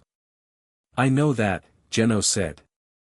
I have prepared the documents anyway. Thank you, Harry said. Genos nodded and went to make breakfast, which he made with the focused attention of someone who understood that this specific breakfast mattered in a way that went beyond nutrition. They ate. They left. They flew to London. King's Cross was exactly as enormous and exactly as indifferent as London train stations always were, vaulted and echoing and smelling of diesel and humanity moving in organized directions, every person engaged in the specific project of getting from where they were to where they needed to be, none of them at all aware that somewhere in this building a solid brick wall between platforms 9 and 10 was about to become temporarily negotiable. Harry had his trolley. His trunk was on it, and his new owl, a beautiful, luminously white bird that he'd gone back to Elops for 2 days after Diagon Alley, because he'd thought about it for 2 days and then told Saitama he wanted one, which Saitama had received with his characteristic complete absence of opinion on purchases Harry wanted to make, sat in her cage on top of the trunk regarding the station with the magnificent disregard of an animal that had decided early that most of the observable universe was beneath formal comment. Harry had named her Suki. Japanese for moon. Genos had looked deeply pleased about this. They found the barrier at 9:40. Harry looked at the solid wall between platforms 9 and 10. He looked at the pillar. He looked at the streams of magical families moving through it with the ease of long familiarity, some with the subtle slide of experienced crossers, some of the first years with the wide-eyed momentum of people who'd just been told to run at solid architecture. Right, Harry said. He pushed his trolley at the pillar at a walking pace, which was, Saitama observed, exactly the speed of someone who had spent 5 years being told by his training that things only stopped you if you agreed to be stopped by them. Not reckless. Not tentative. Just the pace of someone for whom the wall was simply the next thing to move through. He moved through it. On the other side, platform 9 3/4 was everything the alley had been in different packaging, loud, heaving, the steam from the scarlet engine rolling across the platform and softening all the edges, families in cloaks and robes and an assortment of blended Muggleland magic fashion that suggested varying levels of commitment to the crossover lifestyle. Owls hooted. Cats performed complex territorial negotiations with the energy of creatures who'd been in cages for an hour. Someone's toad had gotten loose and was being pursued by a round-faced boy with the desperate energy of someone who had not yet learned to run properly. Harry stood on the platform and absorbed it. Then Saitama came through behind him, and several nearby families registered the yellow cape with varying degrees of polite confusion, and Saitama looked at the Hogwarts Express with the mild interest he applied to things he'd never seen before. Big train, he said. 11 coaches, Harry said. The school is in Scotland. That's about 9 hours from London. Long ride. I don't mind, Harry said. He looked down the platform at the families clustered around carriage doors, at the children in their new robes, at the controlled chaos of the 1st of September. He was looking for something specific, though he might not have been able to say exactly what. He found it in the form of a family of redheads approximately 30 meters down the platform, mother substantial and warm and organizing 6 children with the confident authority of someone who'd done this many times and had developed both a system and an attitude, and among them a boy about Harry's age, tall and gangly, with the specific nervous energy of someone for whom this was also a first. Harry looked at the boy. The boy, who had apparently been surveying the platform with similar attention, looked back. They were too far apart to speak. They just exchanged a brief look in the noise and steam, which was the look of two people assessing whether they were the same kind of person, and both apparently deciding yes. Then Harry turned back to his trolley and began maneuvering it toward the train. He was loading his trunk into the carriage when a voice said, behind him and to his right, "You're going to need help with that." He turned. The girl was about his height, with a great deal of bushy brown hair and the expression of someone who had read extensively about this situation and was prepared to offer assistance on a purely practical basis. Her eyes went to his scar, because everyone's eyes went to his scar, that was just the texture of this world, and then, unusually, moved on immediately to his face. "I'm fine," Harry said. "But thank you. I've already helped 4 people with their trunks," the girl said, not boastfully, just as data. "I'm Hermione Granger. I've read all the textbooks already." "Have you?" Harry finished lifting his trunk into the luggage compartment. He looked at her. "Most of them," he said. "Not all." Hermione's expression registered this as interesting. "Which ones?" "All the core theory texts and the first-year potions and charms books," Harry said. "I haven't finished the history one. It's very dry." "History of magic always is," Hermione said, with the authority of someone who had formed strong opinions about pedagogical writing styles. "Professor Binns is a ghost, apparently. That might explain it." She paused. "You're Harry Potter." "Yes," Harry said. "I know quite a lot about you," she said, which was honest in a way that most people weren't about this particular fact. "What do you know?" Harry said, genuinely curious rather than defensive. "You defeated you-know-who as an infant. The precise mechanism is unknown, the leading theories are a complex sacrifice magic or a pre-existing countercurse, but neither has been confirmed academically." She said it the way she apparently said everything, with the flat efficiency of well-organized information. "You were raised by Muggles. Your parents were both extremely talented. Your father was notable for transfiguration and your mother was considered genuinely brilliant at charms and potions, especially considering she was Muggle-born." She paused. "She must be your source for the green eyes." Harry looked at her for a moment. "My guardian told me she had green eyes," he said. "Your guardian isn't your Muggle aunt?" "No," Harry said. He said it without elaboration, because the elaboration wasn't relevant to the platform or the next 9 hours. Hermione processed the gap in her information with the visible concentration of a person recalibrating a data set. "I see," she said. "Well. There are compartments toward the back that are quieter. Less foot traffic. Better for reading." She said this as an offer, or possibly just as information she was making available. "I was going to find somewhere to sit," Harry said. "You can come." "Thank you," Hermione said, with the slight awkwardness of someone who was more comfortable delivering information than receiving invitations. Harry turned back to Saitama, who was standing beside the carriage door with his hands in his pockets, and said, "This is Hermione. She knows about you." Saitama looked at Hermione. "What do you know?" Hermione looked up at him. The cape, the suit, the face, the complete absence of magic that someone magically trained would register in the same way a musician registered silence. "You're not a wizard," she said. "No," Saitama said. "You're from Japan." "Yeah. You're a professional hero, she said, with only a slight hesitation on the word. The Hero Association in Japan. I did research after Diagon Alley. Several of the older students mentioned Harry Potter had been seen there with someone unusual. I found records of registered heroes in Japan. You're ranked B class. C class, Saitama said. Hermione blinked. C class. She looked at him with the expression of someone whose data didn't match their observable evidence. But you're clearly, association ranking system has problems, Saitama said. Don't worry about it. Hermione filed this away with the visible effort of someone deciding to accept an anomaly and return to it later. She looked at Harry. Ready? Not quite, Harry said. He turned fully to Saitama. They stood on the platform in the steam and the noise, the train humming its readiness behind Harry, families around them doing exactly what families did at departures, too much talking or too little, cameras appearing, small children crying about things that weren't really about the train. Harry looked at Saitama and Saitama looked at Harry. The thing in the dreams, Harry said. If it comes, I know, Saitama said. The school is supposed to be protected. Wards. I know.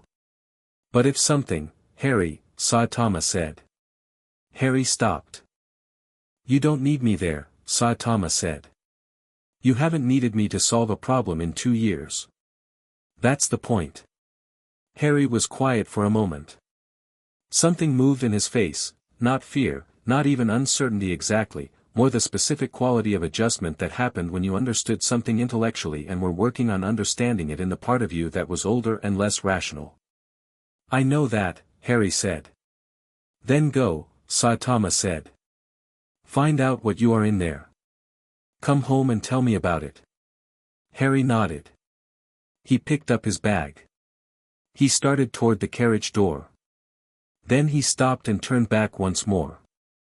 Genos said to tell you to eat the vegetables he left in the refrigerator, he said. He said you'll pretend you forgot they were there but you'll know what you did. Saitama's expression didn't change, but something in the vicinity of his eyes did the thing that sometimes happened when Harry said something that landed. Tell Genos his circuits are irrelevant, Saitama said. I'll write it in my first letter, Harry said, and got on the train. Saitama stood on the platform. He watched the door close. He watched the train begin its departure in the slow, building, committed way of heavy machinery making up its mind. He watched the window where Harry appeared, settled into a seat, Hermione already talking, a third face just visible, the red-headed boy, who had apparently materialized with the natural efficiency of someone finding the right place. He watched until the train was gone. He stood there for a moment in the thinning steam. Then he put his hands in his pockets and walked back toward the barrier. On the train, Harry settled into the rhythm of a space that would be his for the next 9 hours. The compartment was toward the back of the train, as Hermione had calculated, less foot traffic, a window that faced south, good light. The red-headed boy had appeared in the corridor 3 minutes after departure with the expression of someone who had run out of family compartment room, and Harry had opened the door, and Ron Weasley had come in with the easy, slightly deflating relief of someone who'd been trying to look like he didn't need somewhere to sit. You're Harry Potter, Ron said, with a directness that was less studied than Hermione's and more just, immediate. The Weasley version of tact was a thing that existed in theory and struggled somewhat in practice. Yes, Harry said. Right, Ron said. Sorry. I've heard, my brothers have talked about you.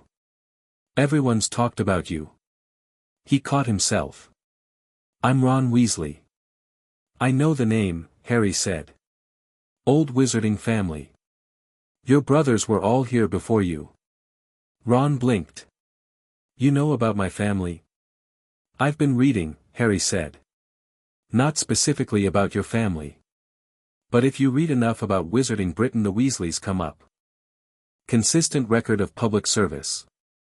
Several Aurors and ministry positions in the last 2 generations. Ron looked slightly stunned.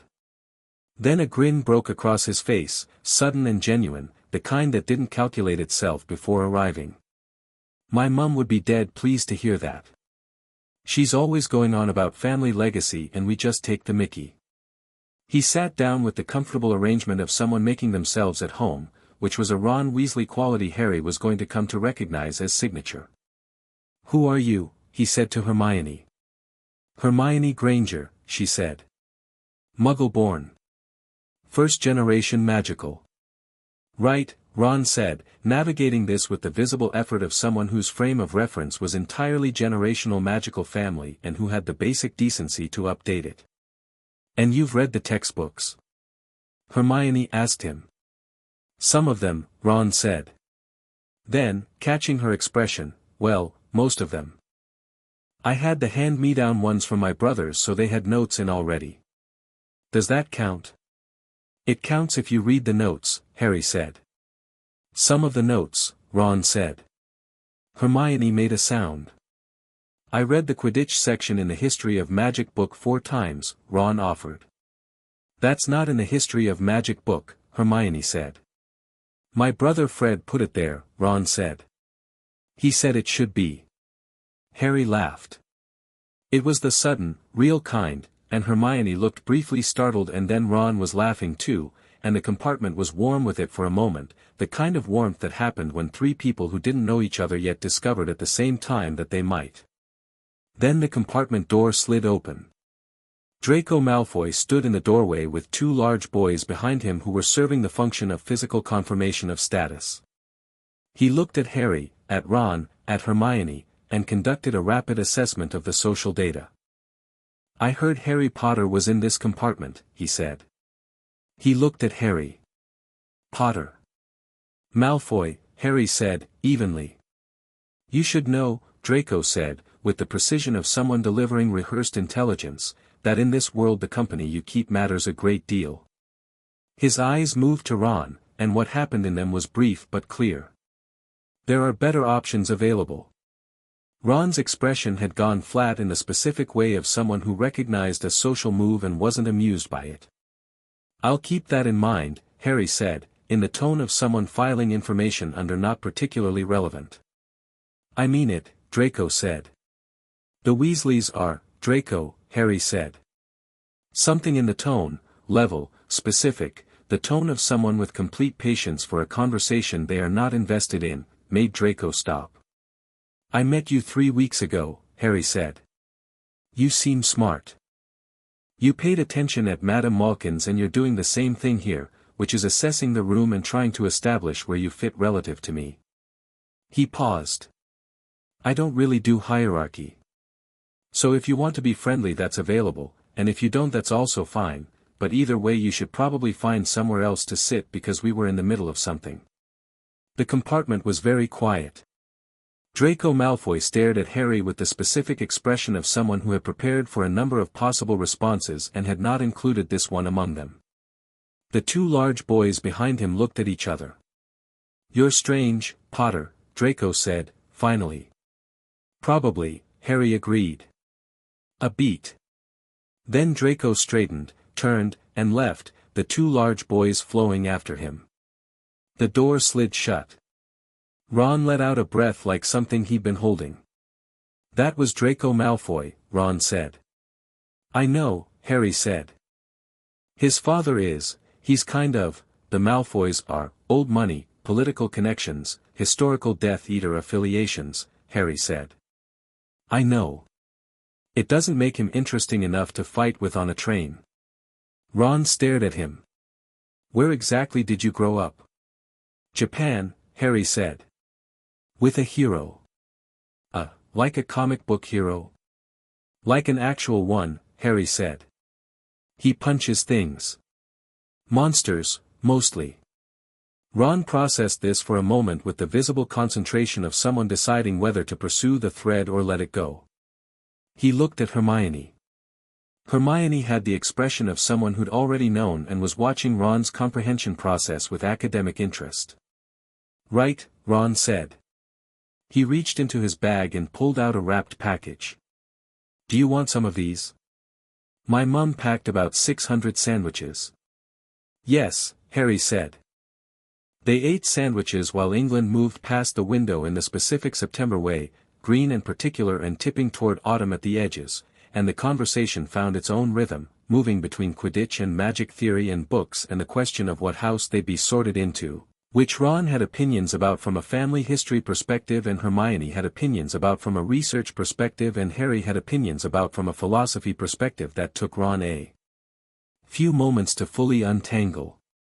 "It's not that I don't care about which house I'm in," Harry said. "It's that I don't want the house to define me before I've had the chance to define myself." "Dumbledore says all houses have equal," Hermione started. "Dumbledore says a lot of things," Harry said. "I haven't met him yet." "I'll see." "You sound suspicious of him," Ron said. "I'm cautious," Harry said. "There's a difference." "He's the greatest wizard alive," Ron said. "Probably," Harry agreed. "That's not the same as being someone whose plans I automatically trust." Ron and Hermione exchanged a brief look. It was the look of two people silently deciding whether this was concerning or impressive, and settling, somewhere around the 5th second of silence, on impressive. Outside, the landscape had changed entirely. England had given way to the north, wilder, emptier, the green gone deeper and the sky beginning to develop opinions. Harry watched it from his seat with his chin in his hand, genuinely absorbed in the transition, the way he was genuinely absorbed by most things he'd never seen before. The food trolley came. Ron went slightly pale at the prices, which Harry noticed and resolved by purchasing approximately everything on the trolley and setting it in the middle of the compartment as a communal resource, which Ron accepted with the specific dignity of someone choosing not to examine the gift horse and Hermione accepted with the precision of someone selecting one of each new thing for nutritional survey purposes. At some point the corridor filled with the sound of older students moving toward their compartments to change into robes. Harry had already changed, which Ron had noted, and then changed himself, and then Hermione changed and came back with her robes already pressed because she'd apparently pressed them before packing. The sky outside had gone fully dark when Hermione said, "We should have arrived by now. We should be close." "We are," Harry said. He'd been watching the window. "Look." The lake was enormous and still and the castle above it was exactly as enormous and not still at all. It moved with light from hundreds of windows, light reflected on the water below, the whole thing occupying the dark sky with the absolute, unreasonable architectural confidence of something that had been there long enough to stop justifying its own scale. Ron said something quiet and reverent that wasn't quite a word. Hermione had gone completely still. Harry looked at it. He took in the towers, the walls, the way it sat on the rock above the water as though the rock had grown to accommodate it and not the other way around. He looked at the hundreds of moving lights and thought about what was inside, the magic, the history, the whole institution of it, centuries of it, and somewhere in there a headmaster who had known where Harry was for 5 years and had been managing that information carefully. He looked at all of it with the same steady, attentive, cataloging look he looked at most things with, and then he picked up his bag. "Come on," he said. "We should be near the front when the boats come." They pushed into the corridor, into the stream of students moving toward the exits. Harry moved through it with the easy environmental navigation of someone who'd been moving through Z-City since he was 6, reading crowd density and flow and finding the efficient lines through it. They got a boat with a 4th-year girl who seemed to be regretting the seating arrangement, and the boat moved across the lake with the self-propelled confidence of enchanted transport that had done this approximately 900 times and found the drama of it no longer necessary. Harry trailed his fingers in the black water. It was cold and absolutely still. The castle grew as they approached until it was not a thing you were looking at but a thing you were underneath, and then they were through the archway and into the underground harbor and climbing the steps and then they were inside Hogwarts, which was warm and lit and enormous and smelled of stone and old wood and something indefinably alive. Professor McGonagall met them in the entrance hall. She was exactly the kind of person her photograph in the books had suggested, straight-backed, sharp-faced, wearing her authority like a garment she'd had for years and had stopped noticing, and she looked at the assembled first years with the expression of someone taking a rapid inventory. Her eyes found Harry immediately. They stayed there for exactly 2 seconds longer than they stayed on anyone else, which Harry noted, and then moved on with the professional control of someone who had decided something and was acting on the decision. "Welcome to Hogwarts," she said, crisply. "The sorting will begin shortly. Compose yourselves." She turned and went back through the door. Ron leaned toward Harry and whispered, "What do you think the sorting is?" "Fred told me we have to wrestle a troll." "We don't wrestle a troll," Hermione whispered back, sharply. "Probably not a troll," Harry agreed. "I've read that it's a hat." "A hat," Ron said. "A magical hat that reads your mind," Hermione said. "The sorting hat. It's been doing this for over 1,000 years." Ron absorbed this. "So, it's just sitting on your head?" "Yes," Hermione said. "And you don't do anything?" "It does the doing," Hermione said. Ron looked at Harry. "That's somehow more nerve-wracking than the troll." "It's a hat," Harry said. "What's it going to do?" He said it without bravado and without dismissal, just the even-tempered assessment of someone for whom a telepathic hat was well within the range of things he could handle. They filed into the Great Hall, and the Great Hall was, the Great Hall. Harry had read about it. Reading about it was not the same as being in it, the 4 long tables with the hundreds of students, the teachers at the high table, the ceiling that was the night sky except from the inside and better, the candles floating, the whole thing operating at a frequency of deliberate, orchestrated magic that was designed to be impressive and was. Harry looked at the ceiling for a moment. Then he looked at the high table. Dumbledore was not hard to identify. He was an old man who wore his age the way certain very good buildings wore theirs, as depth, as accumulated texture, as the specific authority of something that had been doing what it did for a very long time. He had a long white beard and half-moon glasses and robes that were an extraordinary shade of violet, and he was watching the first years file in with an expression of benign, comprehensive attention. His eyes found Harry. Harry met them directly, without flinching, without dropping his gaze, without any of the reflexive deference that most people brought to the gaze of significant authority figures. He just looked back. Steady, attentive, with the specific quality of someone who had been taught, from the very beginning of being taught anything at all, to look at things and see them clearly rather than seeing what he was supposed to see. Dumbledore's expression did something very small and very quick. Then it returned to benign and comprehensive, and he looked at the next child. Beside Harry, Hermione was murmuring names from the staff table: Flitwick, Sprout, Quirrell with his turban, Snape at the end who was looking at the first years with the black-eyed precision of someone conducting an assessment he'd already formed opinions about. Snape's eyes went to Harry the same way everyone's eyes went to Harry, but what happened in them was different, not reverence, not warmth, not the complicated weight of a symbol. Something colder, more specific, older. He looked at Harry like he was looking for something he expected to find and was checking whether it was there. Harry looked back with the same steady directness he'd given Dumbledore. Snape's expression didn't change. He moved on.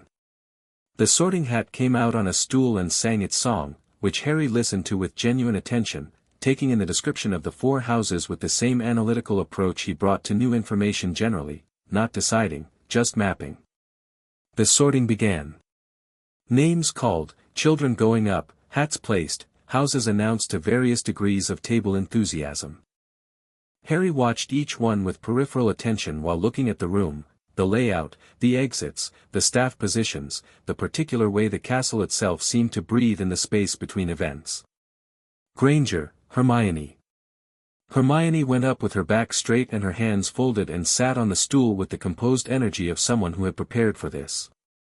The hat was barely on for 30 seconds. Gryffindor.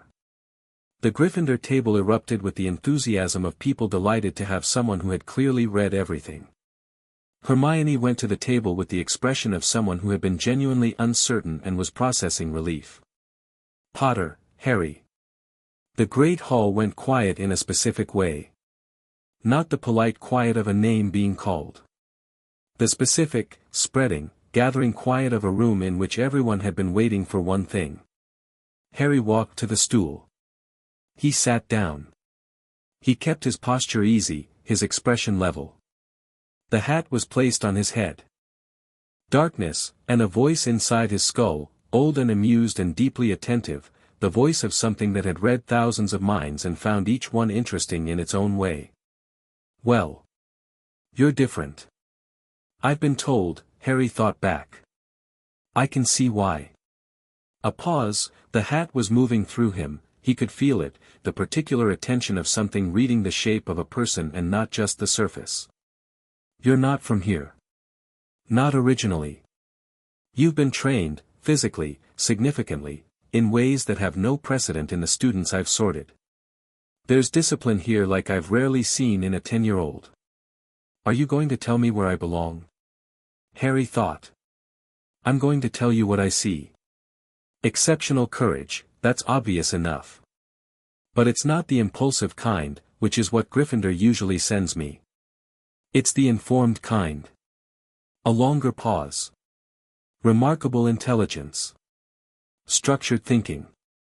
A genuine love of knowledge for its own sake. Loyalty that runs very deep once earned. And underneath all of it, the hat seemed to pause in a way that was almost surprised. Something unusual. Something I haven't quite placed in 1,000 years of sorting. Harry waited. Where would you put yourself? The hat asked. Not somewhere that decides what I am before I've shown it, Harry thought. The hat was quiet for a moment. Fair enough, it said. I know where you'll flourish. I know where you'll be challenged. They're the same place. Another pause, and when it spoke again there was something almost like warmth in its ancient voice. Don't lose that thing underneath. Whatever it is. I've never seen its like. Then it spoke aloud, and its voice filled the great hall, Gryffindor. The table erupted. Hermione was on her feet immediately, clapping with the concentrated enthusiasm of someone delighted to have her earlier assessment confirmed. The Gryffindor table cheered with the specific delight of a house that had just received its expected celebrity, except that Harry, walking to the table, was not performing celebrity, he was simply walking, choosing a seat toward the middle, nodding at Hermione who moved over to make room, looking back toward the rest of the line to see if Ron's name was coming up. It was. Weasley, Ronald. The hat took 10 seconds. Gryffindor. Ron came to the table with the relief of someone for whom any other outcome had been quietly, privately unthinkable, and sat down across from Harry and said, right, then, which was the full extent of his commentary and was more than enough. The feast appeared. Harry ate with appreciation and without excess. Genos's nutritional training had made him permanently attentive to the fuel-to-output ratio of what he consumed, which was a habit that occasionally made Genos seem like a voice in his ear even when he wasn't there. Ron ate with the specific enthusiasm of someone from a large family where good things at the table required timely commitment. Hermione ate precisely and looked around at everything with the comprehensive attention of someone building a complete picture. They talked about the ceiling and the food and the castle and what classes they were most interested in, and somewhere in the middle of it Harry looked down the table at the older students, the second and third and fourth years with their established friendships and their comfortable ownership of the space, and thought about what it would look like, this time next year, when he'd been here long enough to have his own sense of it. At the high table, Dumbledore watched with his hands folded and his expression benign. At the end of the high table, Snape watched with his expression not benign. At a point in the evening that Harry couldn't precisely locate but was aware of, he had the specific sensation of being observed by something that wasn't at the high table at all, something that moved in and out of his awareness like a cold current in otherwise warm water. He looked at Professor Quirrell, who was sitting with his purple turban in his nervous hands, eating but not eating, attending the table without really being present at it. Harry looked at him for a moment. Something in his scar pulsed once, faintly, like a struck note fading. He looked away. Ron was saying something about the house ghost and Hermione was correcting him about the technical distinction between poltergeists and genuine ghosts, and Harry came back to the table and the feast and the Gryffindor house that had claimed him, and let the sensation in his scar become background data. Later. He'd think about it later. Tonight was for the beginning of the thing, not the middle of it. And the beginning was this: the table and the light and the enormous ceiling full of moving stars, and two people he'd known for 9 hours who felt, already, in the way that certain things felt when they were right, like people he was going to know for a long time. Harry Potter, 10 years old, trained by the strongest man alive, looked up at the castle's impossible ceiling and let himself, just for this one specific moment at the beginning of a long thing, be exactly where he was. Chapter 5, The Stone and the Punch That Ended the Argument. The year happened the way first years happened, in layers. The first layer was the classes, which Harry moved through with the focused attention he brought to anything new and the particular advantage of someone who had spent 5 years being trained to treat every skill as a system with underlying principles, not a collection of arbitrary rules to memorize. Charms was mechanical and logical once you understood that the incantation and the wand movement were delivery systems for intent shaped into specific form, which was, Harry had told Hermione after their second lesson, essentially what he'd been doing wandlessly for years, just with less precision and more property damage. Hermione had looked simultaneously fascinated and slightly horrified, which was becoming her default expression around Harry's more direct observations. Transfiguration was McGonagall's domain, and McGonagall was the kind of teacher who made the subject feel like the most serious and important thing in the building, which Harry respected. She taught with the economy of someone who had no patience for wasted motion, and Harry learned from her the way he'd learned from Saitama, by watching the underlying principle, finding its edges, testing what happened past them. Potions was Snape. Potions was Snape in a way that required its own accounting. The first lesson, Snape moved through the dungeon classroom with the specific authority of someone who understood that his subject was underestimated and had developed his entire pedagogical approach around the systematic correction of this error. He spoke with a precision that Harry found genuinely interesting. The subject itself, the chemistry of magical catalysis, the way ingredients interacted at molecular levels that standard Muggle science had no framework for, was fascinating in the way that all systems with deep underlying rules were fascinating. What Snape did with Harry was different from what he did with everyone else. He questioned Harry with the specific quality of someone looking for something, testing not just knowledge but the shape of the knowledge, how it was held, where it came from. Harry answered each question directly, without performance, and Snape's expression through each correct answer was not satisfaction but a deeper, more complicated assessment. After class, Ron said, "He hates you." "He doesn't know me," Harry said. "He's trying to figure something out." "What?" "Whether I'm my father," Harry said. "Or something else." He'd done enough reading on wizarding social history to know the shape of it. James Potter, popular and talented and apparently careless with both, Snape, the relationship between them, the specific texture of old grievance. "He looked at me the first night the same way. He's checking." "And?" Hermione said. "I'm not my father," Harry said simply. "He'll work that out eventually." He was right. Snape worked it out over the first 3 weeks of term, in the particular way of someone whose existing hypothesis kept returning insufficient evidence. The quality of his attention shifted, became less searching and more evaluative, less about James Potter's ghost and more about Harry himself, which was a different kind of attention and in some ways more interesting. He never became warm. He remained precise, demanding, occasionally caustic in ways that swept the room and landed on Ron with a frequency that Harry found worth noting.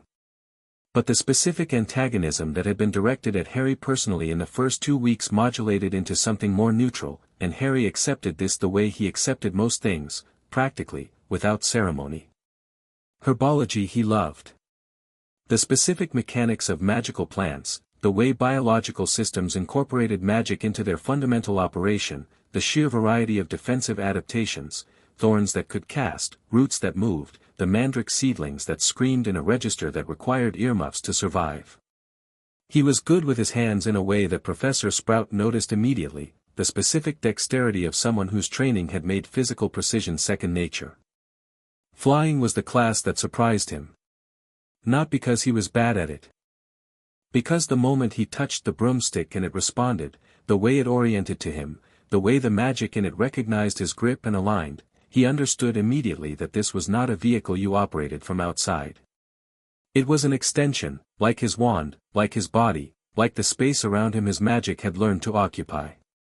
He rose off the ground in the first lesson and found altitude with the natural ease of someone for whom three-dimensional spatial navigation was built in, and when he moved it was with the total commitment of a body that had learned to give everything to a direction.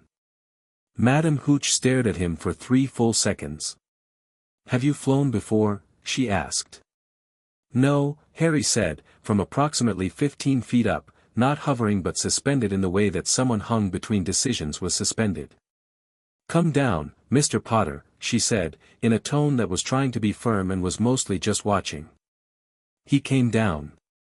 Ron, back on the ground, looked at him with the expression of someone whose family had been flying for generations and who had just watched someone touch a broom for the first time and immediately be better at it than he was.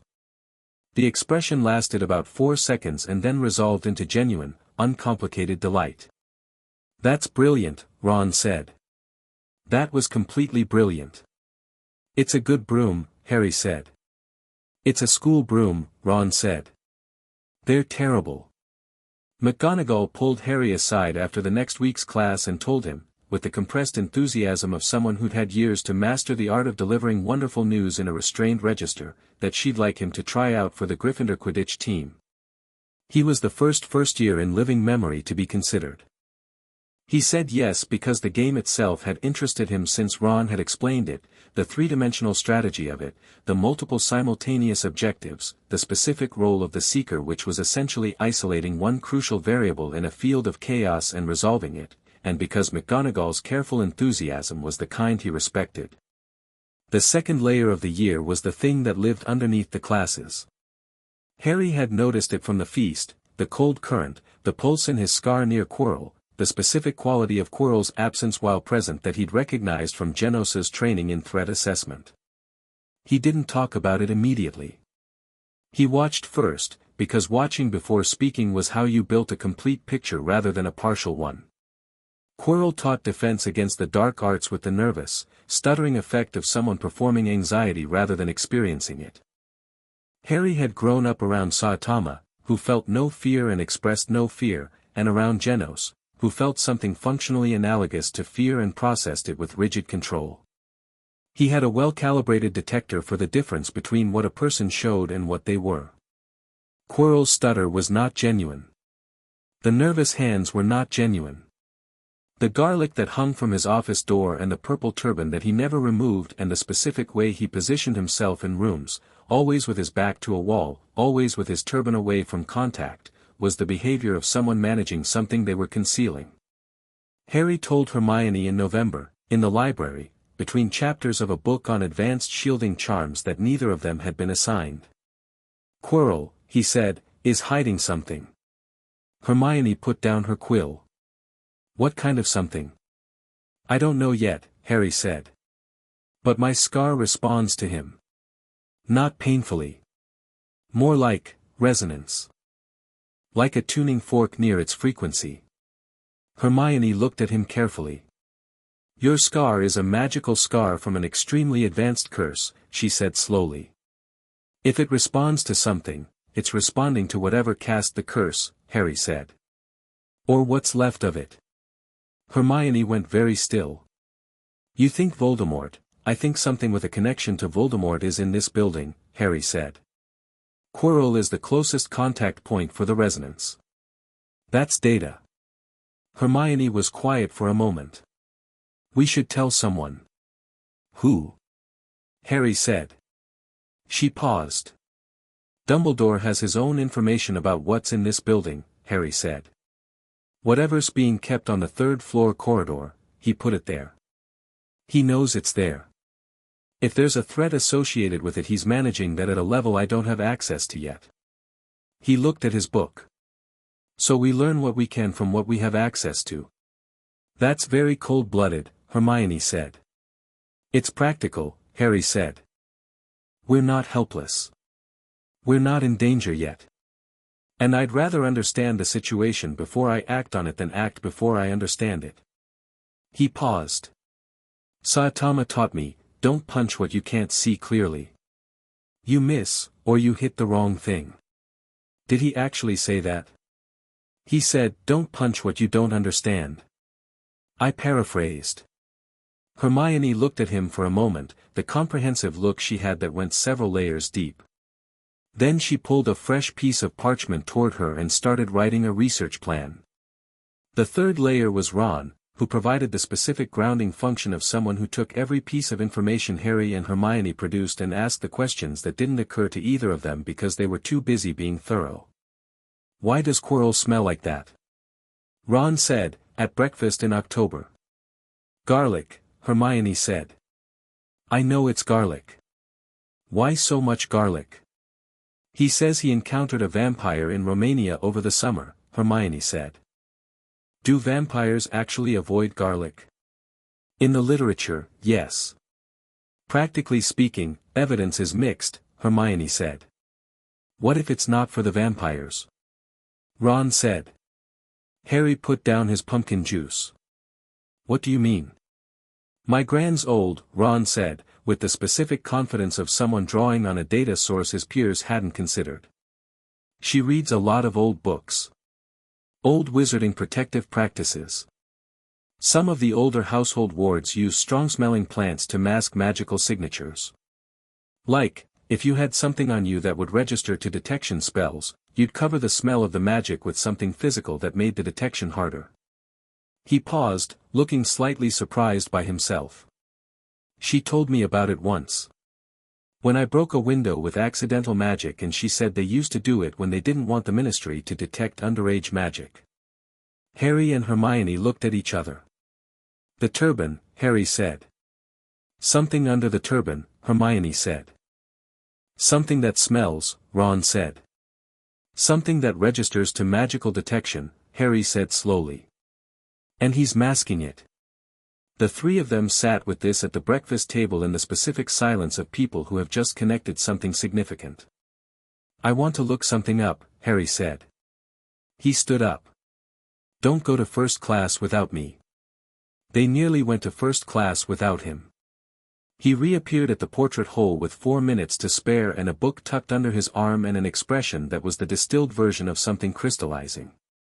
Horcruxes, he said, walking with them toward the charms corridor. That's a restricted section word, Hermione said immediately. I didn't get it from the restricted section, Harry said.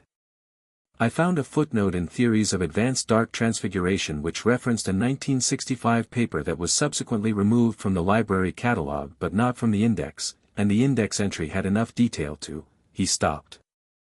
The point is, there's a class of dark magic involving splitting a soul and containing it in an object. The soul fragment can inhabit living beings. Can influence them. Can speak through them. He paused. Can hide in them. Hermione stopped walking. A second year walked into her from behind and apologized. Under the turban, Ron said. Under the turban, Harry confirmed. If that's right, Hermione's voice had gone quiet and precise, the way it went when something was disturbing and she was converting the disturbance into analysis. That's not just a security concern for the school. That's a direct physical threat to anyone who gets close to Quirrell. Yes, Harry said. We need to tell Dumbledore, Hermione said. We need more evidence, Harry said. Harry, I know, he said. I know. But Dumbledore is managing this situation. He knows there's something dangerous in the third-floor corridor. He put it there deliberately, behind protections, which means he either doesn't know about Quirrell or he does know and he has his own plan. If I walk into his office and tell him something he already knows, I've shown my hand without gaining anything.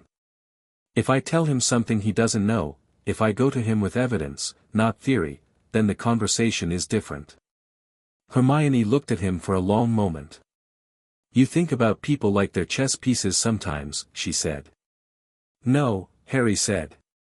I think about situations like they're systems. People are variables, not pieces. He paused. It's different. She looked at him a moment more. Fine. More evidence. What are we looking for? The stone on the third floor, Harry said. There was a Gringotts break-in in July, Vault 713, emptied by Dumbledore's request the same day we were in Diagon Alley. It was in the paper. Whatever was in that vault is now in this building. He paused. And Flamel. Nicholas Flamel. There's something about that name. Hagrid mentioned it in October and then clearly decided he'd said too much. Hermione had her notebook out. Alchemy, she said. Nicholas Flamel is an alchemist. Published the 1370, she stopped. She looked up. The Philosopher's Stone, she said. He created the Philosopher's Stone. It produces the elixir of life. A pause. Immortality. They stood in the charms corridor in silence. Someone who's afraid of death, Harry said. Who lost their body? Who's been surviving on the edges of existence? He looked at his wand hand, at the faint scar between his thumb and forefinger from a training exercise 3 years ago. And who's had 11 years to get desperate? Quirrell, Ron said. Quirrell's body, Harry said. Voldemort's plan. The rest of December passed. Harry wrote to Saitama in November and December, the regular letters, the weekly ones, shorter in term than in summer, but consistent. He wrote about classes and Quidditch practice and Ron's ongoing war with chess and Hermione's study schedule which she had shared with them both and which Ron had looked at like a man receiving a prison sentence. He wrote about the castle, which he genuinely loved, its illogic and its logic, the way it moved and breathed, the things it chose to reveal and the things it kept private. He wrote, in December, one letter that was different. He wrote, "There's something at the school that I think is going to need addressing before the year is out. I'm not in danger, I want to say that clearly before you do anything. I'm working on understanding it. I'll tell you everything when I come home for Christmas." Saitama's response arrived the next morning, "Okay. Come home." Christmas at the apartment was exactly what it had always been, which was to say it was structured around Genos's comprehensive holiday planning and Saitama's cheerful indifference to all decorative elements and the specific warmth of a space that had been consistently occupied by people who cared about each other even when they didn't say it in those specific words. Genos had found a recipe for a Christmas dinner that split the difference between Japanese and British traditions in a way that should not have worked but did. Harry ate too much and did his Christmas morning training with the sluggish, contented energy of someone who'd eaten too much. He told Saitama everything. All of it, Quirrell, the stone, the theory about the Horcrux, the resonance in his scar, Voldemort's likely plan. He told it clearly, without drama, sitting at the kitchen table with tea going cold in front of both of them, laying it out as a system the way he'd always laid things out. Saitama listened. He didn't interrupt. He drank his tea. He looked at the table. When Harry finished, Saitama said, "You're not asking me to come handle it." "No," Harry said. "You're asking me what I think." "Yes," Harry said. "I think," Saitama said, "that you know what's going to happen. That's why you're telling me now and not in a letter." Harry looked at his tea. "He's going to go for the stone before the end of the year. The protections on the 3rd floor corridor, we've worked them out. There are 7 challenges, more than locks. Each one is, they're designed for someone with specific skills." He paused. "I think I can get through them. And at the end? Quirrell. And whatever's using Quirrell." Harry looked up. "I've been thinking about what you said. About the training." He paused. "The reason the curse didn't kill me. My mum, the sacrifice, the protection, the love that went into it, apparently that's a real mechanism of magical protection. What she did created something in me that he can't touch. He can't inhabit me or possess me because whatever she left is, it's antithetical to what he is." Saitama looked at him. "So whatever happens," Harry said, "whatever his plan is, his body is the ceiling. He can't take mine." "But someone could still hurt you," Saitama said. "Yes," Harry said. "But that's true for anyone doing anything that matters." Saitama looked at him for a long time in the kitchen quiet. "I know," he said finally. I know. He said nothing else about it, which was everything. Harry went back to Hogwarts in January and waited, which was the hardest part, not the waiting itself, which his training had given him patience for, but the specific quality of waiting when you knew what was coming and couldn't yet see the exact shape of it. He watched Quirrell. He watched the way Voldemort's presence moved through the school like a cold current that only he could fully feel, his scar giving him a map he hadn't asked for but was using. In June, it happened. Not the way he'd expected. The unexpected element was Dumbledore leaving. Called away, urgently, by what Harry immediately recognized as a fabricated ministry summons when he found out about it, because a man of Dumbledore's experience didn't get urgently summoned away from his school at the critical moment unless someone had manufactured the urgency. Quirrell had gotten help. Which meant tonight. Harry found Ron and Hermione in the common room after dinner. He sat down across from them and said, simply, "Tonight." Hermione looked at him. She'd known, she'd been watching the same signals. Her expression was composed and slightly pale in the way of someone who was frightened and had made the decision to be frightened and functional simultaneously rather than waiting to not be frightened. Ron looked at Harry, and his expression was Ron's version of serious, which was not the absence of humor but the presence of everything beneath it. "Right," he said. "What do we need?" They got through the trapdoor at 11, which required dealing with Fluffy, the three-headed dog that guarded it, by means of a small enchanted harp Harry had prepared in the week prior, because Hagrid's weakness for monsters who liked music was not a well-kept secret if you'd had dinner with Hagrid twice in October. The devil's snare tried to strangle them. Hermione set it on fire with a composure that Harry found genuinely admirable given that she was being strangled at the time. The enchanted keys required flying, which Harry resolved in about 30 seconds, catching the correct one, a damaged wing, the one that would be slowed, out of 1,000-bird flock with the clean, committed efficiency of a seeker who had stopped thinking about flying and started just doing it. The chess game was Ron. Harry had understood this from the moment he saw the board, the way certain problems presented their correct solver immediately. He was good at chess. Hermione was good at chess. Ron was a different level of good at chess, the kind that was partly tactical understanding and partly the specific instinct of someone who'd grown up playing in a family where chess was a second language, where the pieces were familiar, where the board was a place he'd spent more hours than he could count. "Let me," Ron said, looking at the board, and Harry stepped back.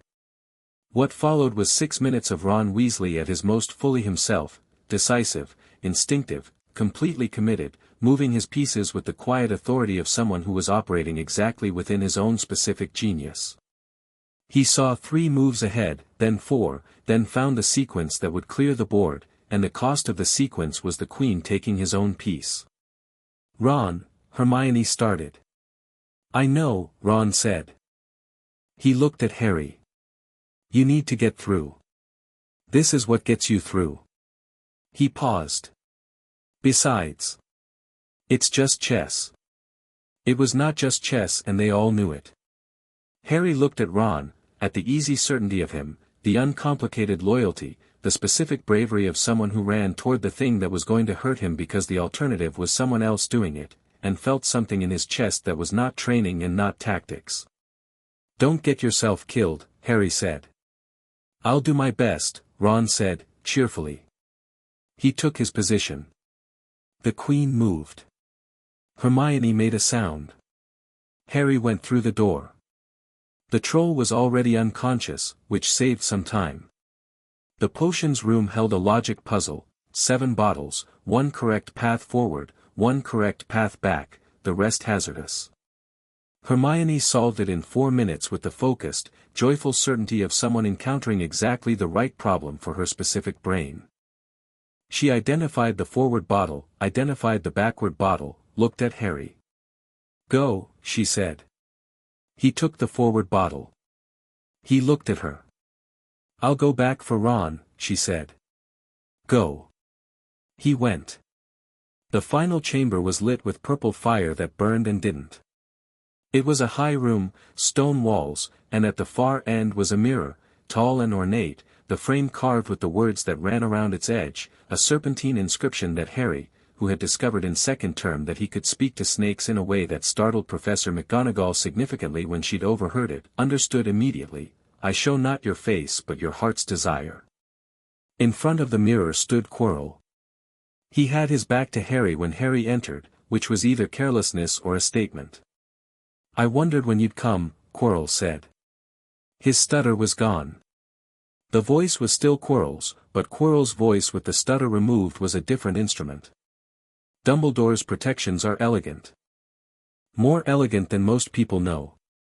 He designed them to be solvable, which means they're really just filters." He turned. His eyes were flat and interested in the specific way of someone who had long since resolved any internal debate about means. He wanted the right person to get through. "He wanted someone to stop you," Harry said. "He wanted the boy who lived to face what killed his parents." Quirrell smiled. "He's a man who believes in narrative, Dumbledore. He thinks the right story, properly arranged, arrives at the right conclusion." He looked at Harry with the assessing interest of someone cataloguing differences. "You're not quite what I expected." "What did you expect?" "Fear," Quirrell said simply. "Or bravado. One or the other. First year's facing," he paused. "Well. This." Harry looked at the mirror. He looked at Quirrell. He looked at the room, the exits he'd come through, the space between them, the mirror's placement. "The stone is in the mirror," Harry said. "Dumbledore enchanted it so only someone who wanted to find the stone but not use it would see it." Quirrell's expression shifted. "Clever boy." "It's in my pocket," Harry said. He'd walked to the mirror. He'd looked at his reflection. His reflection had reached into a pocket and pulled out a red stone and winked, and in his actual pocket, something warm and small and solid had arrived with the specific certainty of a locked mechanism opening, and he'd closed his fingers around it without taking it out and turned around. Quirrell was very still. "You have no idea what you're holding," he said. "I have a precise idea," Harry said. "Nicholas Flamel's Philosopher's Stone produces the elixir of life. My best guess is that whatever's been using you needs it to generate a functioning body." He paused. "You're not getting it." "I don't think," Quirrell said, "that you fully understand the situation, Mr. Potter." Harry waited. Quirrell reached up and began unwinding the turban. What was on the back of Quirrell's head was not Quirrell. It had the suggestion of a face, something drawn by someone working from memory, pressed out from inside, with eyes that were red and slitted and ancient in the way of something that had been surviving past its natural endpoint for a very long time. It looked at Harry with the specific attention of a thing that had spent 11 years thinking about this meeting. "Harry Potter," it said. "Voldemort," Harry said. "You say it," Voldemort said, and for a moment something like surprise moved in those red eyes. "Most cannot say it." "It's a name," Harry said. "Names only have the power you give them." Wise words from a child who barely survived our last meeting. The voice was thin and cold and had the particular quality of something that had learned to exist in reduced circumstances and had not become reconciled to it. "You were lucky then. A mother's sacrifice, a crude protection, a technicality of magic. You are not a child anymore, and we are not dealing in technicalities." The red eyes moved to Harry's fist, closed around the stone. "Give me what I want." "No," Harry said. "You understand what I am," Voldemort said. "What I can do. What I have done." "I understand that you're afraid of dying," Harry said. "And that the fear made you do every terrible thing you've done. And that the stone won't actually fix what you're afraid of because you've already sacrificed so much of yourself to survive that there's barely enough left to be worth living."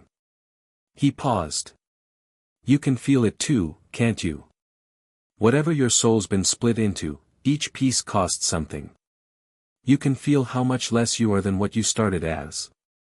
The silence in the chamber was absolute. Voldemort looked at him with those red eyes, and what was in them was not anger. It was something much more uncomfortable than anger, recognition. The specific, cold recognition of a person encountering a truth they had successfully avoided for a long time. "Give me the stone," he said, and the voice had something different in it now, something that was almost not a mask. "No," Harry said. "Quirrell," Voldemort said, "take it from him." Quirrell moved. He was faster than Harry had expected, faster than his performance all year had suggested, the speed of someone who had a parasitic entity providing feedback on his nervous system, enhancing his reflexes at the cost of whatever was left of his own agency. His hand closed on Harry's wrist with the grip of something that wasn't entirely biological anymore. Harry let him grab it. And then he grabbed back. What happened when Harry Potter's hand closed on Quirinus Quirrell's arm was not a spell and not a punch and not any of the named things in the lexicon of magical combat. It was the force that had been building in Harry's body since he was 5 years old, since the first morning in a Z-City courtyard, since 4 push-ups and 3 more after that, since years of running and sitting and pushing and the specific philosophy of a man who had broken every limit he'd ever encountered and was, in his quiet way, teaching someone else to find the process. It came out all at once, not violently, not the way it would have come out at 5, or at 7, or even at 9. At 10, Harry's control was a calibrated thing. It came out with the specific intensity of a system running at full capacity through a single deliberate point of contact, and where it touched Quirrell it passed through him like a current through a circuit, and what it was antithetical to, the thing that lived at the back of Quirrell's head, the sliver of soul that had been hiding in there, recoiled from it with the total, absolute rejection of two things that could not coexist in the same space. Quirrell screamed. Harry held on. He held on while his hand burned and Quirrell's arm crumbled under his fingers like old paper and the purple fire roared and the mirror reflected something he didn't look at. He held on while Voldemort screamed through Quirrell's mouth, while the chamber shook, while the thing that had killed his parents and had been waiting 11 years for this moment discovered that the child it had been waiting for was not the child it had expected and was not going to move and was not going to let go. He held on until Quirrell went still. And then he let go.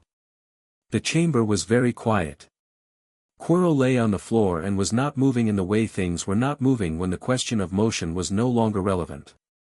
The face that had been on the back of his head was gone. Harry could feel the absence of it, the specific absence of the resonance that had been pulsing in his skull for 9 months, the cold current simply not there.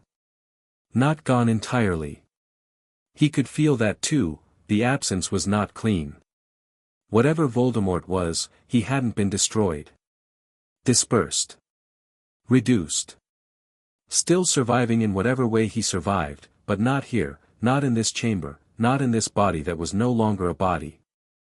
Harry stood in the purple firelight and looked at his hand, which was burned and shaking slightly with the aftereffect of the output. He flexed it. All the fingers worked. He opened his other hand, where the stone sat warm and red and undamaged. He looked at it for a long moment. He closed his fingers back around it. Then he walked back through the door, through the logic puzzle room, through the room with the troll, and found Hermione waiting at the chess room entrance with Ron, who had been moved to the side of the board and was awake and functional and would, according to Hermione's rapid assessment, have a headache for about 4 days. Ron looked at Harry. At his burned hand. At his face, which was the face Harry always had after something significant, completely steady, not performing steadiness, just that. "Is it done?" Ron said. "For now," Harry said. "Voldemort? Gone from here. Not destroyed."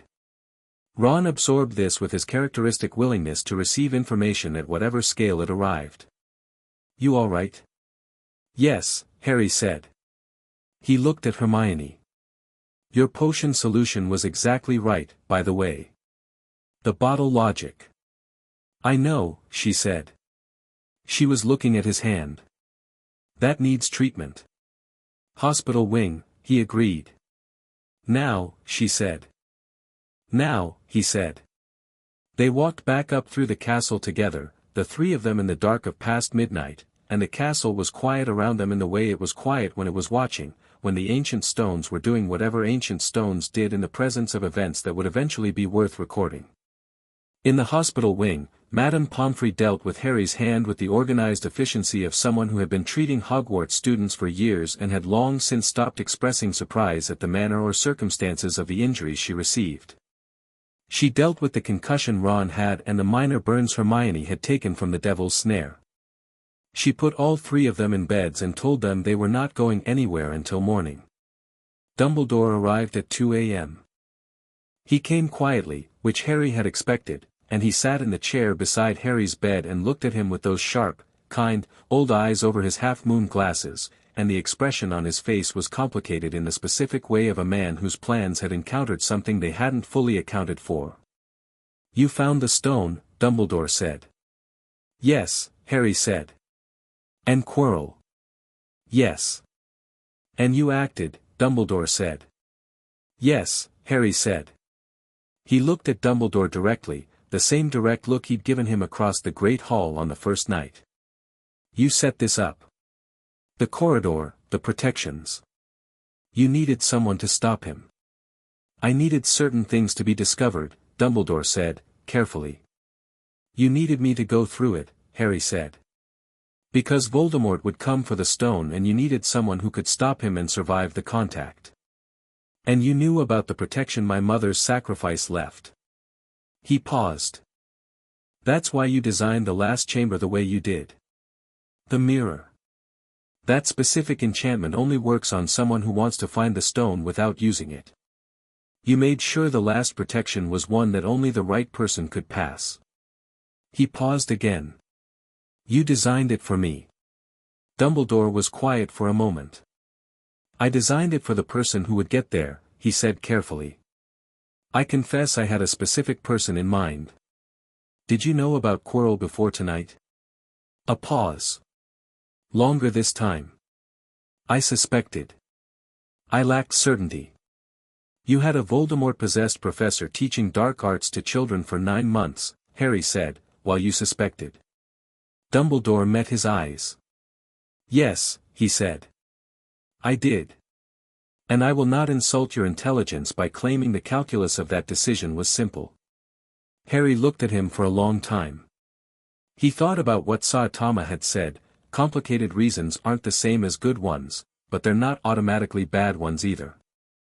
He thought about the mirror and the stone and the chamber designed with a specific child in mind. He thought about the letter addressed to the boy currently being trained by a bald man and the 5 years before it. "I have the stone," Harry said. "Yes." Harry reached into his pocket and held it out. It sat in his burned palm, catching the low light of the hospital wing. Red and warm and solid. "Nicholas Flamel will need to be consulted," Harry said. "About what happens to it." "He and I have already spoken," Dumbledore said. "It will be destroyed." "Good," Harry said. He held it out further.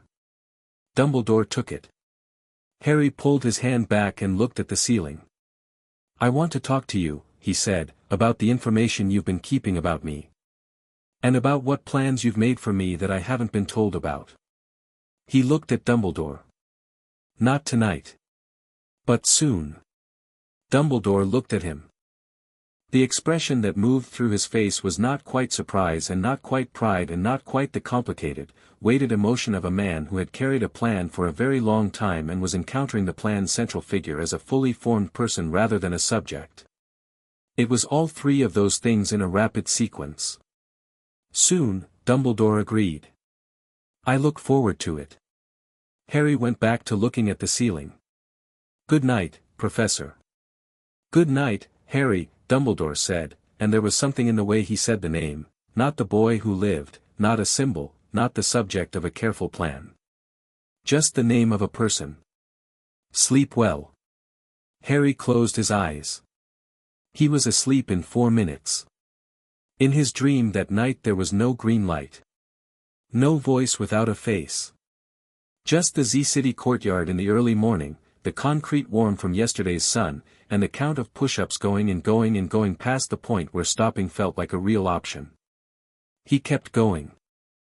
Chapter 6, The Limiter. Summer arrived the way summers did after difficult years, suddenly, completely, with the specific relief of a pressure releasing that you'd stopped noticing was there. Harry came home on the 1st of July.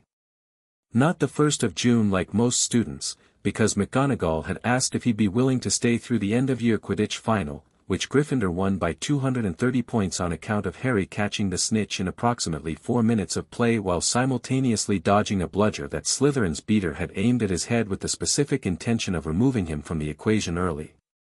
He'd caught the snitch, avoided the bludger, and landed with the mild expression of someone who'd been distracted by an interesting thought and happened to also be holding a small golden ball, and the Gryffindor stands had produced a noise that the castle's Ollery residents would not fully recover from for several days. Then there had been the end-of-year feast, at which Dumbledore had awarded last-minute points to Gryffindor that flipped the House Cup, which Ron received with the uncomplicated delight of someone who had never questioned whether good things were allowed to happen, and Hermione received with the composed satisfaction of someone who had known what was coming but had still wanted to see it confirmed, and Harry received with the quiet, private warmth of someone who had spent a year building something with people and was watching it recognized. Then there had been the train back to London, and the platform, and Hermione's parents who were dentists and very kind, and Ron's parents, and Molly Weasley who had hugged Harry with the automatic, encompassing warmth of someone for whom children were children, and that was the end of the analysis, which Harry had received with a slight stiffness that was not unfriendliness but the reflex of a body that had not had that specific type of contact from that specific type of person very many times. And then he'd gotten on a flight. And now he was in Z-City. Saitama was at the airport. He was standing outside arrivals in the yellow cape, which he wore everywhere without apparent self-consciousness, holding nothing, no sign, no flowers, no welcome home production. Just standing there in the arrivals hall with his hands in his pockets, looking at the exit doors. Harry came through with his trunk on a trolley and Suki in her cage and the same school bag he'd taken in September, which was heavier now, and stopped when he saw him. Saitama looked at him. Harry looked at him. They stood about 20 feet apart in the busy arrivals hall for a moment that was not actually very long but felt like it had its own interior space, and then Harry pushed his trolley forward and Saitama started walking and they met in the middle and Saitama put one hand briefly on Harry's shoulder and Harry let it be there. "Hey," Saitama said. "Hey," Harry said. "Good year." "Complicated year." "You look different," Saitama said. "It's been 10 months. "Not that," Saitama said. He looked at Harry with the specific attention he used for things he was taking seriously, which was different from his default attention in a way that Harry had learned to recognize. "Something else." Harry thought about what to say and decided on honest. "Something changed," he said. "In me. I don't know what it is yet." "Okay," Saitama said. "Let's go home. You can tell me." They went home. The apartment was exactly as it always was, which was one of the things Harry had discovered he loved about it over the past year, its absolute consistency, the way it held its shape regardless of what was happening outside it. The refrigerator still had Genos's shopping system. The kitchen window still faced the same direction. Senshi was still on the shelf in his room, bearing witness with his permanently concerned expression to the same room Harry had left in September. He dropped his bag and sat on his bed and looked at the ceiling, which was his ceiling, which had not changed. Genos appeared in the doorway. He looked at Harry with the comprehensive attention of someone running a rapid assessment and finding the results interesting. "You're home," he said. "I'm home," Harry said. "You're well." "Mostly." "Your hand healed correctly?" Harry held it up. The burns from the chamber had healed cleanly under Madame Pomfrey's treatment. "No scarring." "Completely." Genos nodded. He stood in the doorway for a moment with the expression of someone managing several simultaneous things. "I made dinner," he said. "Katsu curry." "Good," Harry said. "Also," Genos said, "I compiled a research file on Horcruxes." Harry looked up at him. "You described the entity in the turban in your letters," Genos said, with the mild precision of someone who had processed all available information and drawn logical conclusions. "The soul fragment. The mechanism of possession." I researched the underlying magic. He paused. It's among the darkest magic in the literature. The psychological literature on the effects of soul-splitting is, Genos, Harry said. Yes. Thank you, Harry said. I'll read it. After dinner, Genos said. After dinner, Harry agreed. Genos went back to the kitchen. Harry looked at the ceiling again. Outside, Z-City was doing what it always did, the low-grade hum of a city that had accommodated disaster so often it had simply incorporated it into its civic identity. Somewhere in the middle distance, there was a rumble that was probably either a monster or Saitama resolving a monster, and then silence, which confirmed the latter. Harry turned his right hand over and looked at the palm. Healed clean, like Madame Pomfrey had said. No trace of the burn. But if he focused, if he paid the specific internal attention he'd been developing since he was 5 years old, he could feel something that hadn't been there before the chamber. A quality, not quite physical, not quite magical in the way spells were magical. Something deeper than spell work. Something structural. He'd been feeling it since the night in the chamber. Since his hand had closed on Quirrell's arm and the force had moved through him with a totality he hadn't directed, hadn't planned, hadn't calculated, hadn't chosen in the deliberate way he usually chose. It had just come. All of it, at once, from wherever it lived, and it had been absolute. He'd been thinking about it for a month. He closed his hand into a fist. He wasn't afraid of it. He was, for the first time in his life, not entirely sure what it meant. Dinner was katsu curry and miso soup and the particular domestic ease of 3 people at a kitchen table who had been doing this for 5 years and had the rhythm of it in their bodies. Harry ate and talked about Hogwarts, about Quidditch and Hermione's study schedule and Ron's chess game in the chamber, which Saitama listened to with the attentiveness he gave to accounts of people doing brave things, which was subtly different from the attentiveness he gave to other things. He talked about Dumbledore and the conversation in the hospital wing, laying it out plainly, because Saitama had always preferred the plain version. Saitama listened. He ate. He asked 2 questions, which was 2 more than he usually asked, which meant he was paying closer attention than his expression suggested. After dinner, Genos cleaned up with the systematic efficiency he brought to every domestic task, and Harry went to his room to unpack, and Saitama sat at the kitchen table with a cup of tea and the particular stillness of someone who was processing something and doing it in the background, the way a computer ran a program while the screen showed something else entirely. The unpacking took an hour.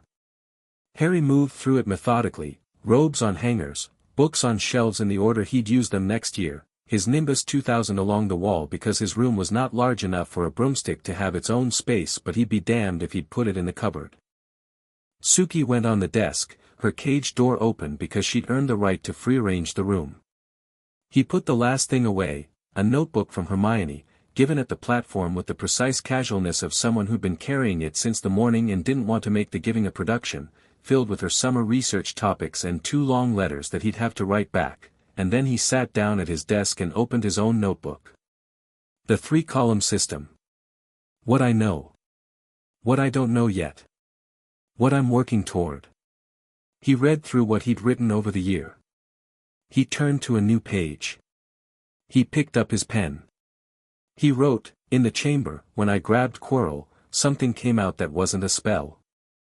It wasn't accidental magic either, it was fully intentional, but not directed the way spells are directed. It came from somewhere deeper. Voldemort's soul fragment couldn't survive contact with it. Whatever it is, it exists at a level below what wands and spells operate on. Structural. Fundamental." He looked at what he'd written. He wrote, "Is this what breaking a limiter looks like?" He looked at that for a long time. Then he capped his pen and went to find Saitama. Saitama was on the roof. This was not unusual.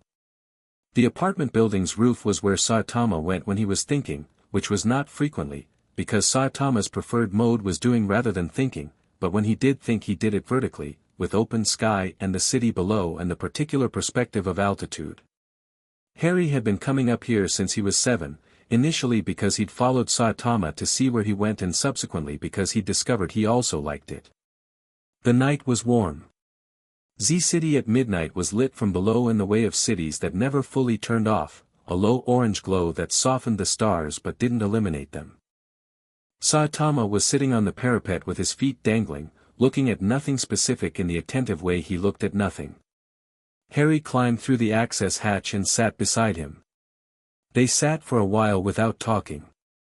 This was one of the things Harry had always valued about Saitama: the silence was never full of expectation, never waiting for a performance. It was just silence, and you could be in it or speak into it or both, and none of those things were evaluated. "There's something I've been thinking about," Harry said. "I know," Saitama said. "How do you know?" "Because you've been thinking it since you got off the plane and you're the kind of person who needs to say things out loud to finish thinking them," Saitama said. "So say it." Harry looked at the city below. "In the chamber. When I grabbed Quirrell. Something happened that wasn't spellwork. It came from deeper than that. And whatever came out, Voldemort's soul fragment couldn't exist near it." He paused. "I think I was operating on a different level. Not just stronger magic. Something beneath the system." Saitama didn't say anything. "And I've been feeling it since," Harry continued. "Not all the time. But when I reach for it, when I push past where my magic normally operates, there's something below it. Something that doesn't have a name in any of the books I've read." He looked at Saitama. "You know what I'm talking about?" Saitama was quiet for a moment. "Yeah," he said. "I know what you're talking about." "The limiter," Harry said. Saitama looked at him. "Genos explained it to me," Harry said. 2 years ago. He said that human beings, and probably other beings, have biological and metaphysical governors on their capacity. Limiters. That prevent them from going beyond what their system was built to sustain. That your training broke yours. He looked at Saitama steadily. "I think I have one. And I think I can feel where it is." The city hummed below them. Saitama looked at his hands, ordinary hands, they'd always been ordinary hands, and that was the thing about it that he'd never found a way to explain properly. He turned them over once. Then he set them on his knees and looked at the city. "Tell me what it felt like," he said. "In the chamber. When it happened." "Complete," Harry said immediately, because he'd been trying to find the right word for a month and that was the one that fit. "Like every part of me was going in the same direction at the same time. No separation between what I wanted and what my body did, between the intention and the output. Usually there's calibration.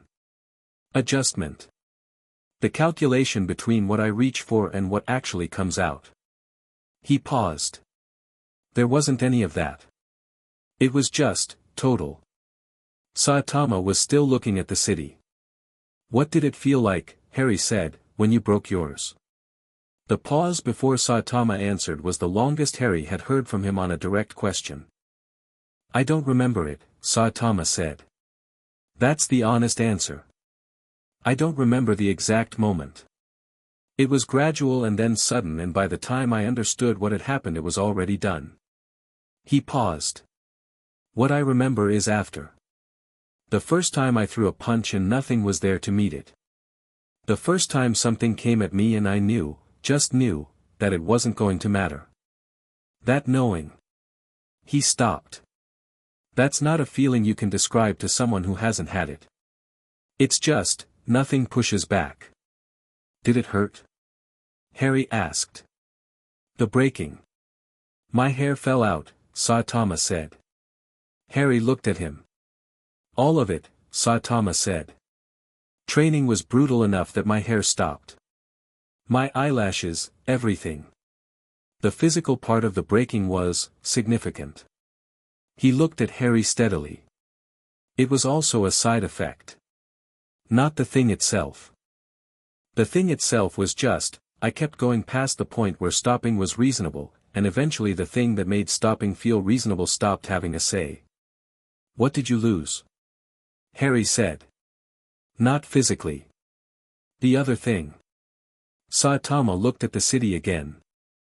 The orange glow caught the absolute smoothness of his head, the particular blankness of his face that Harry had grown up reading like a landscape, all the subtle weather of it, the small movements that weren't there if you didn't know what you were looking at. The feelings dulled, Saitama said. The intensity. Things that should have mattered, they were just things. For a long time. I'd fight something that should have terrified me and feel nothing. I'd win and feel nothing. The winning was the problem, partly, but the nothing was the bigger part. He was quiet for a moment. I got used to it. Didn't mean I liked it. Harry sat with this. Is it permanent? Harry asked. Don't know, Saitama said, in the specific tone of someone who had stopped trying to determine this definitively. Something shifted when you showed up. Small things started, I don't know. Having wait again. He said it like he was still deciding whether to say it, and then it was already said so the decision was retrospective. Don't know if that's the limiter or just you. Harry looked at him. Saitama was looking at the city and not at Harry, which was the Saitama version of vulnerability, not looking directly at the thing he'd just said while it was still settling. I don't want to lose what I feel, Harry said, which was the center of the thing he'd been circling for a month. I don't want to be stronger and empty. I want both. I want to break past what I am now without losing the part of me that, he stopped. I don't want to be invincible if being invincible means not caring. I know, Saitama said. Is that possible? Do you know?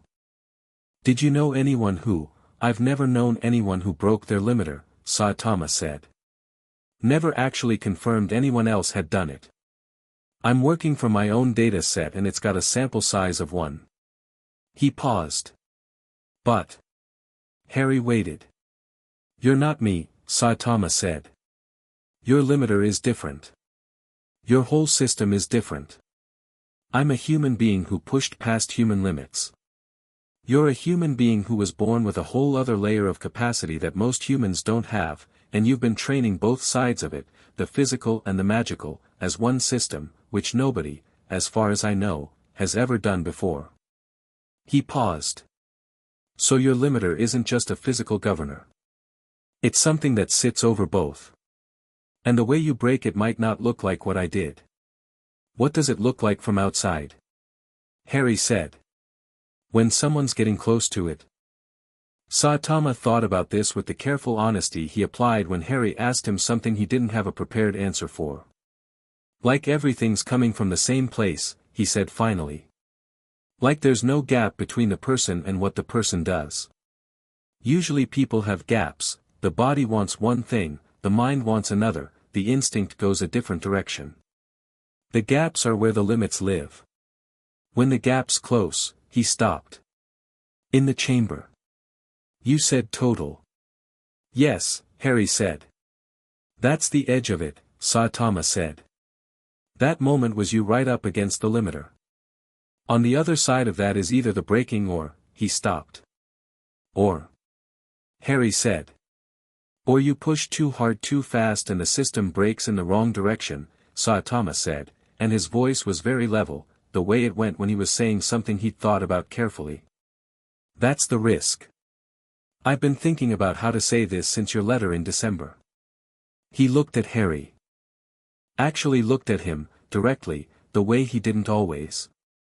If you push past the ceiling before you're ready, before the foundation holds the weight, you break differently. Not stronger. Just, broken. Harry met his eyes. Like Voldemort, he said. Saitama blinked. Then something moved in his face that was not surprise but was close to it, the recognition of someone encountering a connection they hadn't explicitly made but which was immediately, obviously correct. Yeah, he said. Like Voldemort. He broke his limiter, Harry said. He was thinking it through as he said it, the pieces falling into a configuration he hadn't seen from this angle before. He split his soul, He kept breaking past what a person was supposed to be able to bear, kept violating his own boundaries, kept pushing past the governors that protected him from himself. And he came out the other side, but it wasn't the right side. He came out diminished instead of expanded. Smaller. Less than what he started as. He looked at Saitama. That's what happens when the foundation doesn't hold. Yeah, Saitama said quietly. That's what happens. What's the foundation? Harry said. Saitama looked at him for a long time. Why you're doing it, he said. What you're doing it for. The reason you push past the point where stopping makes sense, if that reason is big enough and the right shape, it holds the weight when the ceiling breaks. If it isn't, he paused. You saw Voldemort. Smart man. By all accounts genuinely brilliant. Powerful. Driven. And the reason underneath all of it was just, don't die. Don't stop existing. Just fear. He shook his head slightly. Fear can push you a long way. But it's not structural. It caves. Harry looked out at the city. A monster alarm went off somewhere to the east, not urgent, Category B, the Hero Association's automated system cycling through the standard protocols. It resolved in about 40 seconds, which meant someone was already there, probably working late. What was your reason? Harry asked. Wrong question, Saitama said. Harry looked at him. I don't have a great reason, Saitama said, with the frank simplicity of someone who had arrived at this conclusion through considerable experience and had stopped feeling bad about it. I wanted to be strong. That was it. That was all of it. I was a guy who wanted to be a hero and trained until the training broke me. He paused. It worked. It didn't collapse. But I've thought about why, and the honest answer is, I don't know exactly. Maybe it's structural just because I'm a particular kind of stubborn and the emptiness was the trade I made and I accepted the trade. He looked at Harry. But I think. For you. The reason is already there. I think you've had it since you were 5. Harry was quiet. You grabbed Quirrell because if you didn't, he'd take the stone, and if he took the stone, Voldemort came back, and if Voldemort came back, Saitama paused. It wasn't about you. In the chamber. You weren't protecting yourself. No, Harry said. It's never about you, Saitama said. That's the thing. You protect things. People. That's what you do from the ground up. The push-ups were for that. The magic training was for that. All of it. He turned back to the city. That's load-bearing. That holds the weight. The night moved around them. A light turned off in the building opposite. The city's hum shifted into the lower, slower register it found after midnight. Are you telling me to break it? Harry said. No, Saitama said immediately. I'm telling you what it is and what it costs and what makes the cost survivable. What you do with that is yours. But you think I will, Harry said. Eventually. Saitama was quiet for a moment. I think you already started, he said. I think the chamber was the first crack in it. And I think once those cracks start, he stopped. I can't tell you when. I can't tell you how. With me it happened in a night, but my thing was simpler. Physical limits are simpler than, whatever yours is. Whatever a magical limiter is, it's got layers, and you've been working through those layers for 5 years. It might not be a moment. It might be a process. Does it worry you? Harry said. The idea of me, yes, Saitama said, without hesitation. Harry looked at him.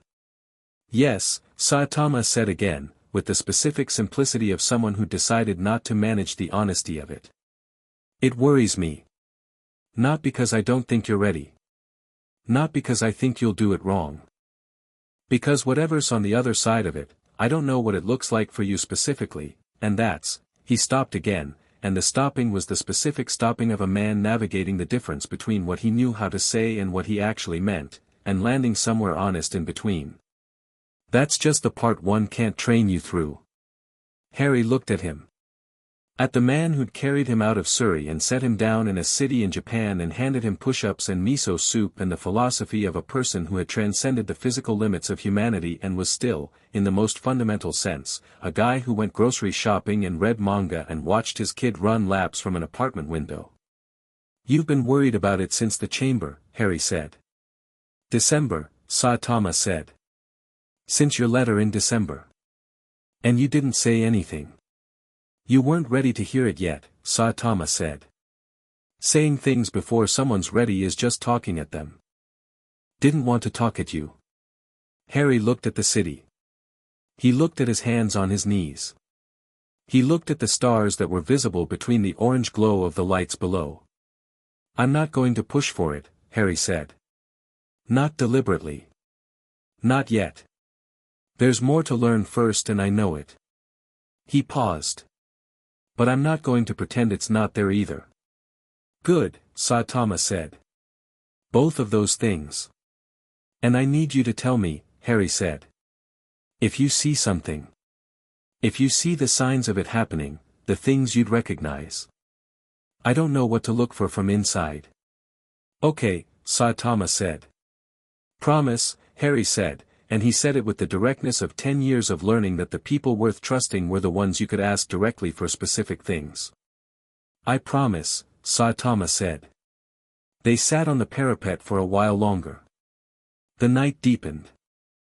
Somewhere in the city below, ordinary life continued to be ordinary, the lights of apartment windows telling their small stories, the late buses on their routes, the particular insistent aliveness of a place that housed millions of people with millions of parallel stories, none of them touching the one up here on this rooftop at 1 a.m. "I thought about something else," Harry said. "In the chamber. When Voldemort spoke to me." "What?"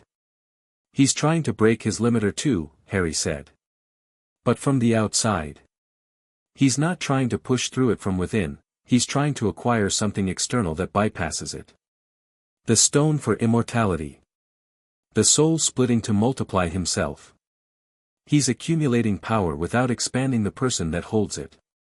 He paused. "It's all wrong. All of the methods. They all make him smaller instead of larger." "Yeah," Saitama said. "It's also why he'll keep failing," Harry said. "Whatever he does. He can't win in the fundamental sense because every victory costs him a piece of the thing that would make the victory matter. He's diminishing returns all the way down." He paused. "That's sad, actually. In a precise way." Saitama looked at him sideways. "I can feel sorry for someone and still stop them," Harry said. "Those aren't mutually exclusive." "No," Saitama agreed. "They're not." A pause. Then Saitama said, "You sound like someone who's thought about this a lot." "I have a notebook," Harry said. 3 columns. "I know about the notebook," Saitama said. "What?" "I've seen you use it since you were 6, Saitama said. "I know what it does." "What's in column 3 right now?" Harry thought about it. "Second year," he said. "Hogwarts. Building on what happened this year. Finding out more about Voldemort, the Horcruxes, how many, what they are. Understanding the prophecy, which I know exists and which Dumbledore is going to tell me about eventually whether he means to or not." He paused. "Training. Pushing the edges of the limiter without forcing the breaking. And," he stopped. "And?" Saitama said. "Talking to Dumbledore," Harry said. "Properly. About what he knows and what he's planning and where he thinks I fit in the picture.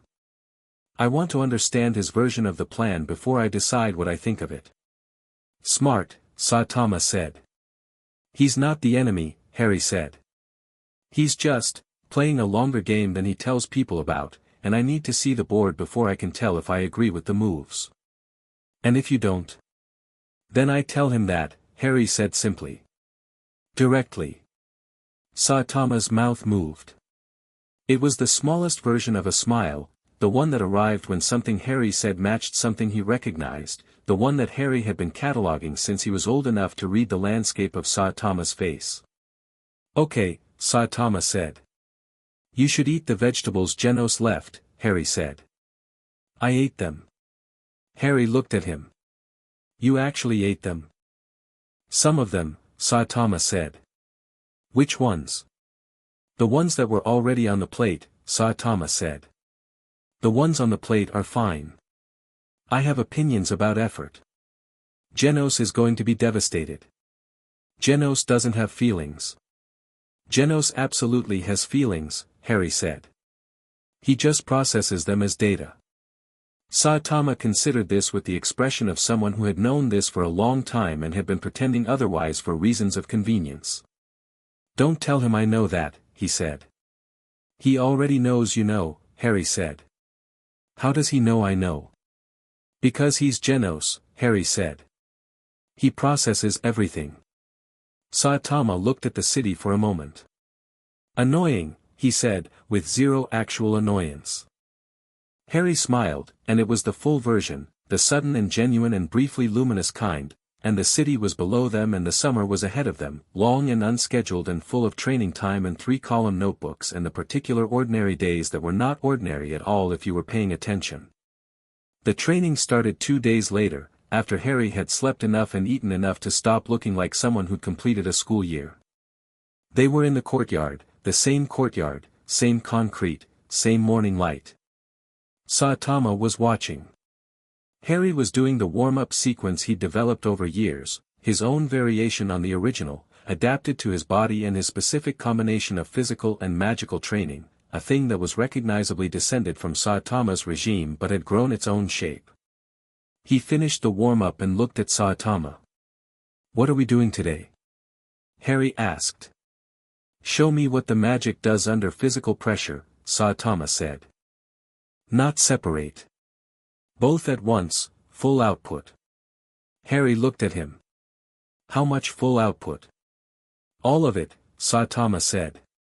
"You want me to push every limit you have simultaneously," Saitama said. "Physical and magical. I want to see what the ceiling looks like from the outside. If it comes out wrong, the courtyard's concrete," Saitama said. "And I'm here." Harry looked at him.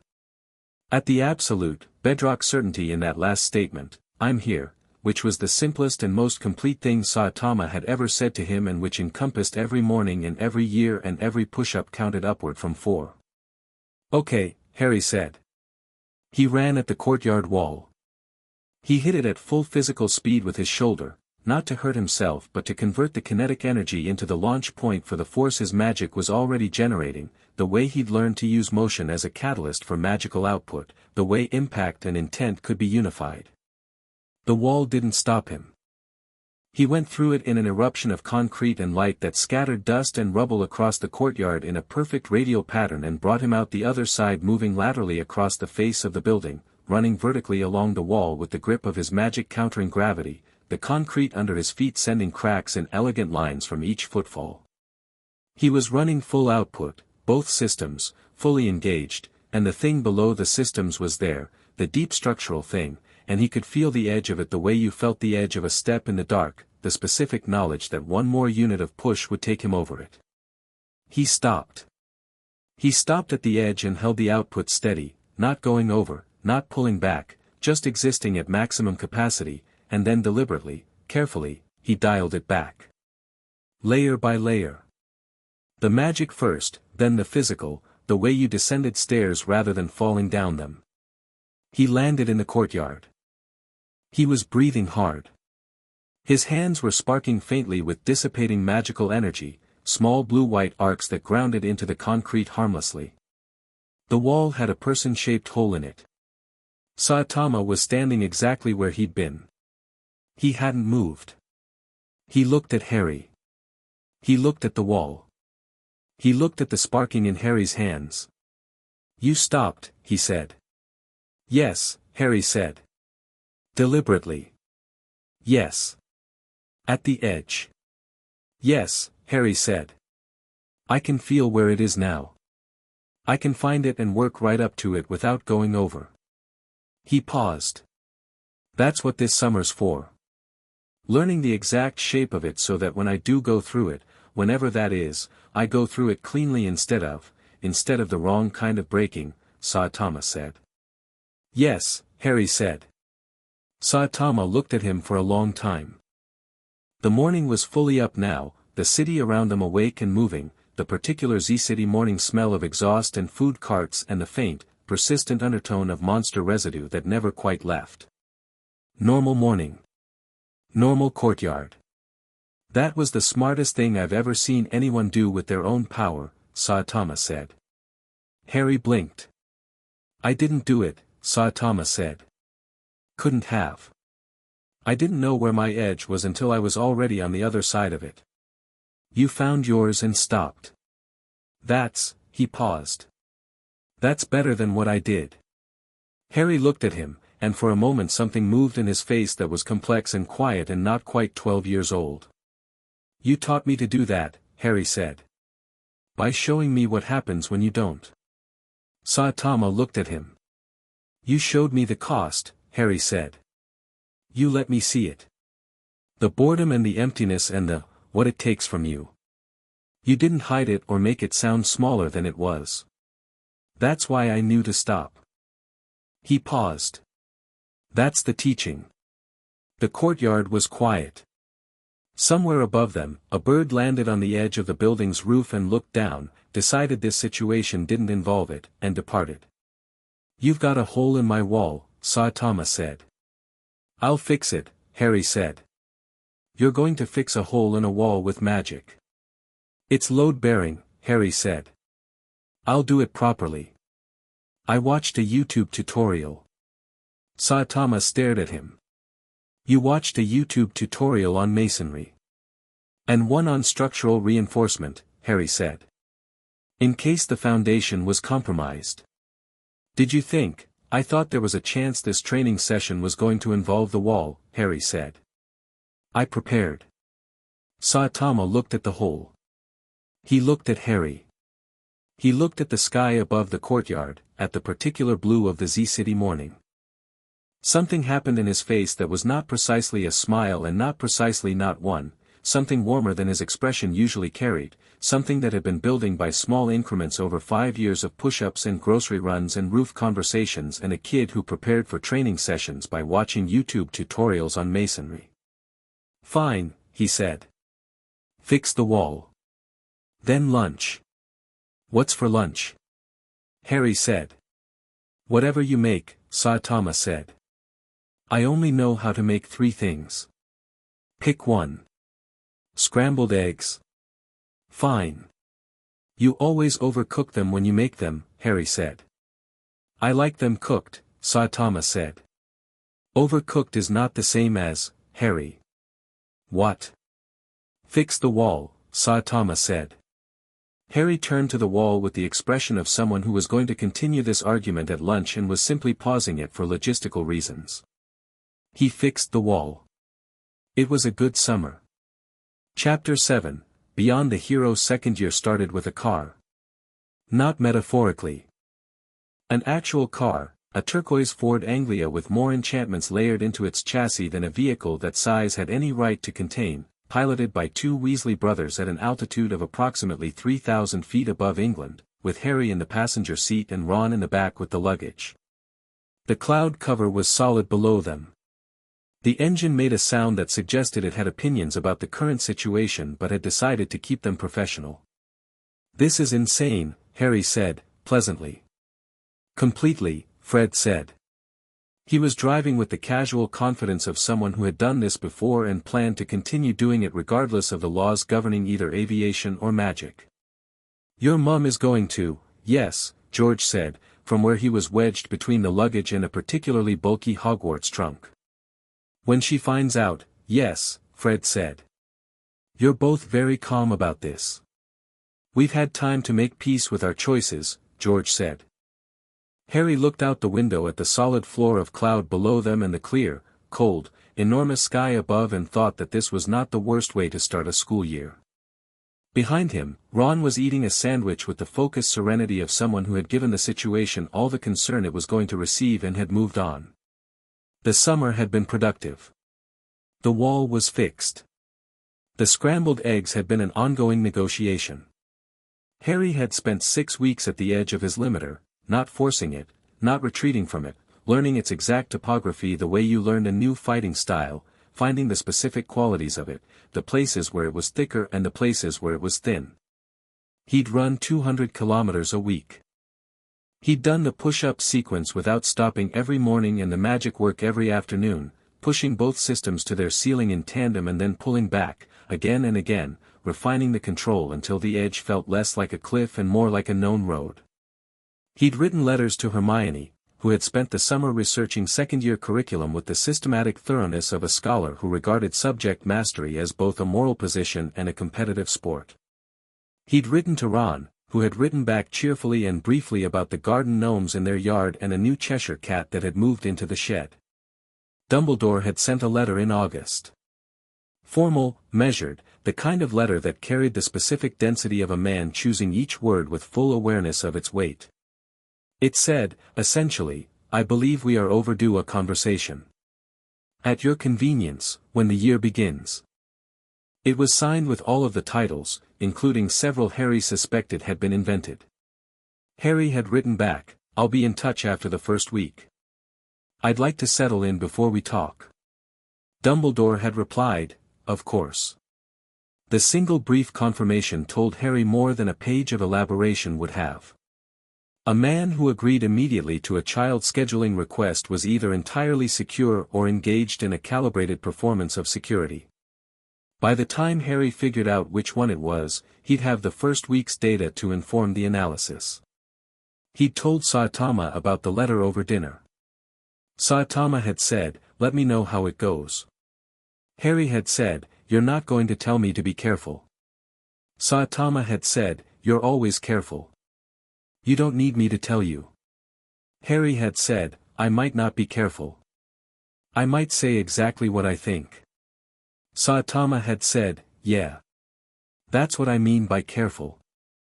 The car descended through the cloud cover somewhere over the Scottish lowlands, the castle resolving out of the dark below them with its impossible scale and its hundreds of lights, and Harry felt the thing he'd felt the first time he saw it from the water, the sense of a place that had been doing what it did for long enough that it had stopped caring whether you found it impressive and had simply become itself, completely, without apology.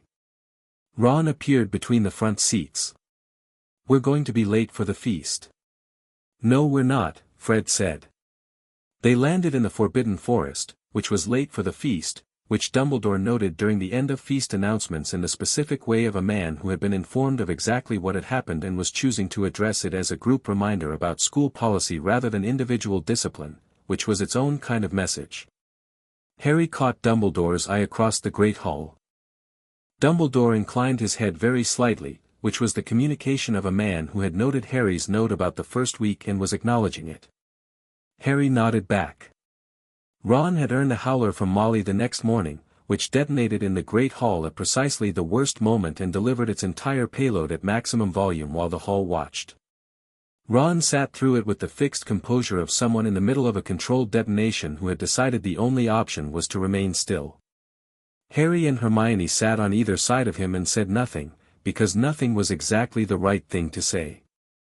When it was over, Harry handed Ron his pumpkin juice. Thank you, Ron said, with great dignity.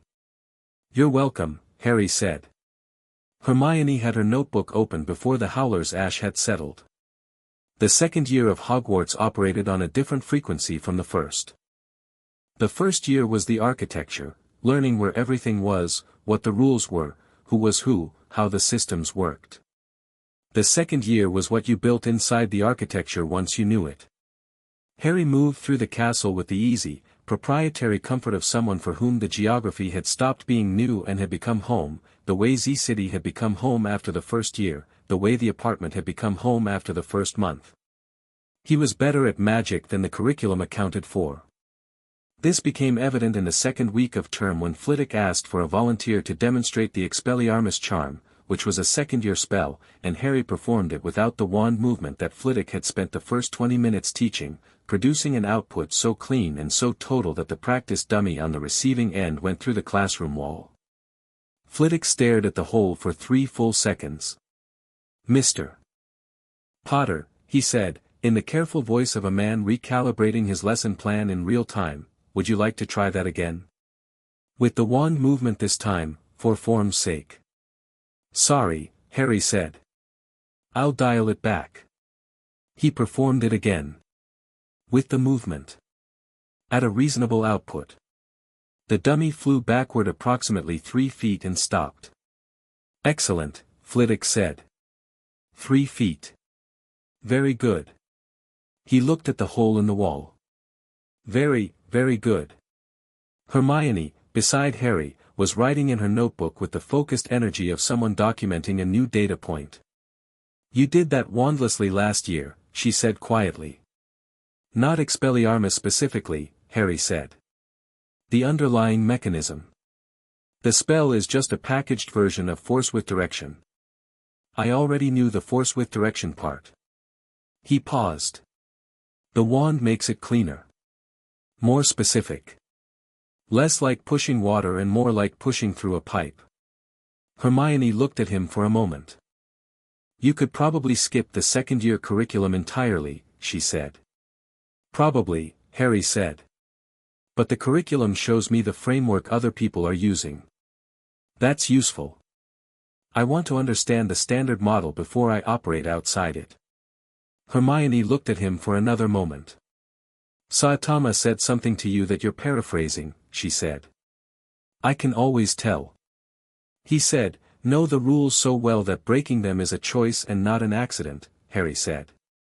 "He said that?" "He said, don't skip the basics because the basics are what the advanced stuff is built on." I upgraded the phrasing. "He'd be annoyed if he knew you did that," Hermione said. "He'd say it's irrelevant," Harry said. Hermione smiled, which was not a common occurrence during academic hours, and went back to her notes. The thing that was wrong at Hogwarts in second year announced itself with the message on the wall. "The Chamber of Secrets has been opened.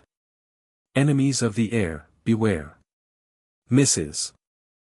Norris, Filch's cat, was hanging by her tail from a torch bracket, petrified, her eyes wide and glassy, and the words were written in something that was almost certainly blood, in letters large enough to be read from the other end of the corridor.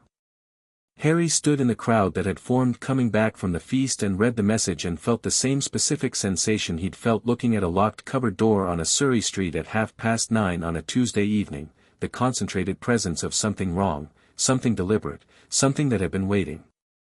Ron read it twice. "The Chamber of Secrets," he said. "My dad mentioned, there are legends. Slytherin's chamber. Supposed to be hidden in the castle. Something inside it. A monster," Hermione said immediately. She had gone very pale in the specific way she went pale when something intersected badly with her existing research. "There are references in Hogwarts, a history, vague ones, clearly edited. Salazar Slytherin was supposed to have built a chamber containing a monster that would purge the school of Muggle-born students." She paused. "When he left, because the other founders wouldn't institute his blood purity policies." "Muggle-born," Harry said. Hermione held his gaze. "Yes. Which makes you a target," Harry said. "Yes," she said, in the flat, certain tone of someone who had already processed this and was not going to pretend otherwise. "Then we find it before it finds anyone," Harry said. Filch arrived, and then Dumbledore and McGonagall, and the crowd dispersed, and Harry went to bed and lay on the ceiling in his mind all night running the architecture of the problem. The chamber. Hidden in the castle for 1,000 years. Slytherin's monster. Someone who opened it, the heir of Slytherin, which was either a genuine descendant or someone using Slytherin's methods for Slytherin's purpose, which was the same thing functionally. He wrote to Saitama that week, "There's something in the school that targets people based on what they're born as. It's active. I'm going to find it." Saitama wrote back, "Okay. Be smart about it. You know where I am. Harry smiled at the letter and then folded it and put it in the box under his bed where he kept them all, in order, going back to the first one he'd sent in September of first year, which he'd written carefully in the slow deliberate handwriting of someone still becoming comfortable with the language and which had said, I arrived. The castle is real. I have my own bed. The food is good. Gryffindor. Tell Genos the owl is better than the research suggested. The investigation took shape the way investigations always took shape, through accumulation, not revelation. Harry, Hermione, and Ron were not the only people looking for answers, but they were the people with the most relevant angle. Harry because of the scar, the Parseltongue, the specific connection to the Slytherin line that Voldemort's attempted possession had left as residue. Hermione because she could research faster and more comprehensively than anyone in the building. Ron because he knew wizarding history as culture rather than as curriculum, and that was a different kind of knowing. The Polyjuice potion was Hermione's idea, which Harry respected. It was complicated, advanced, technically illegal for second-year students, and completely logical as an investigative tool. They needed to know what Draco Malfoy knew. Draco had been making comments about the chamber with the specific quality of someone being careful rather than someone who was afraid, which was a telling distinction.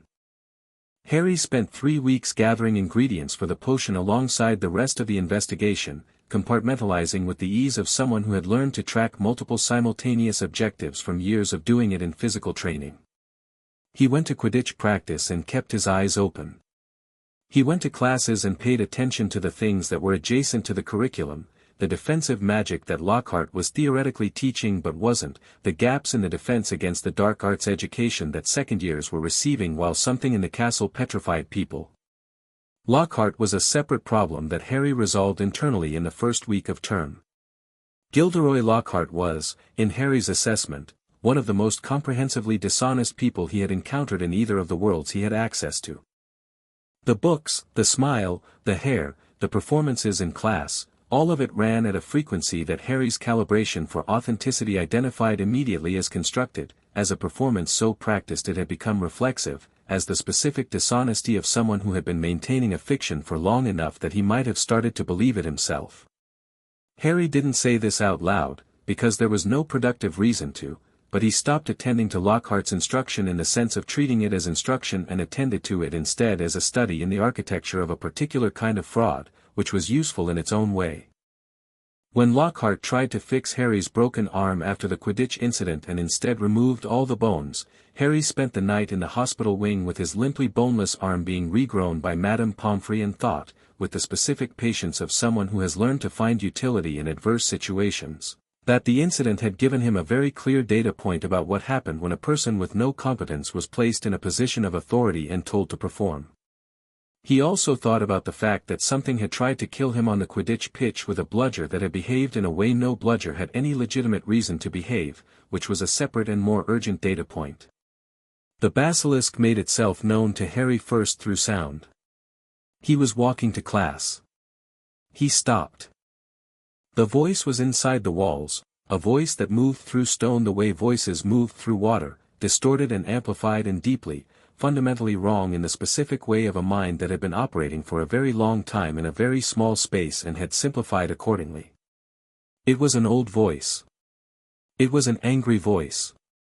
And it spoke to him in the specific register of Parseltongue, which he'd been hearing since a zoo visit when he was 11 and which he understood with the automatic fluency of something that bypassed the translation layer entirely.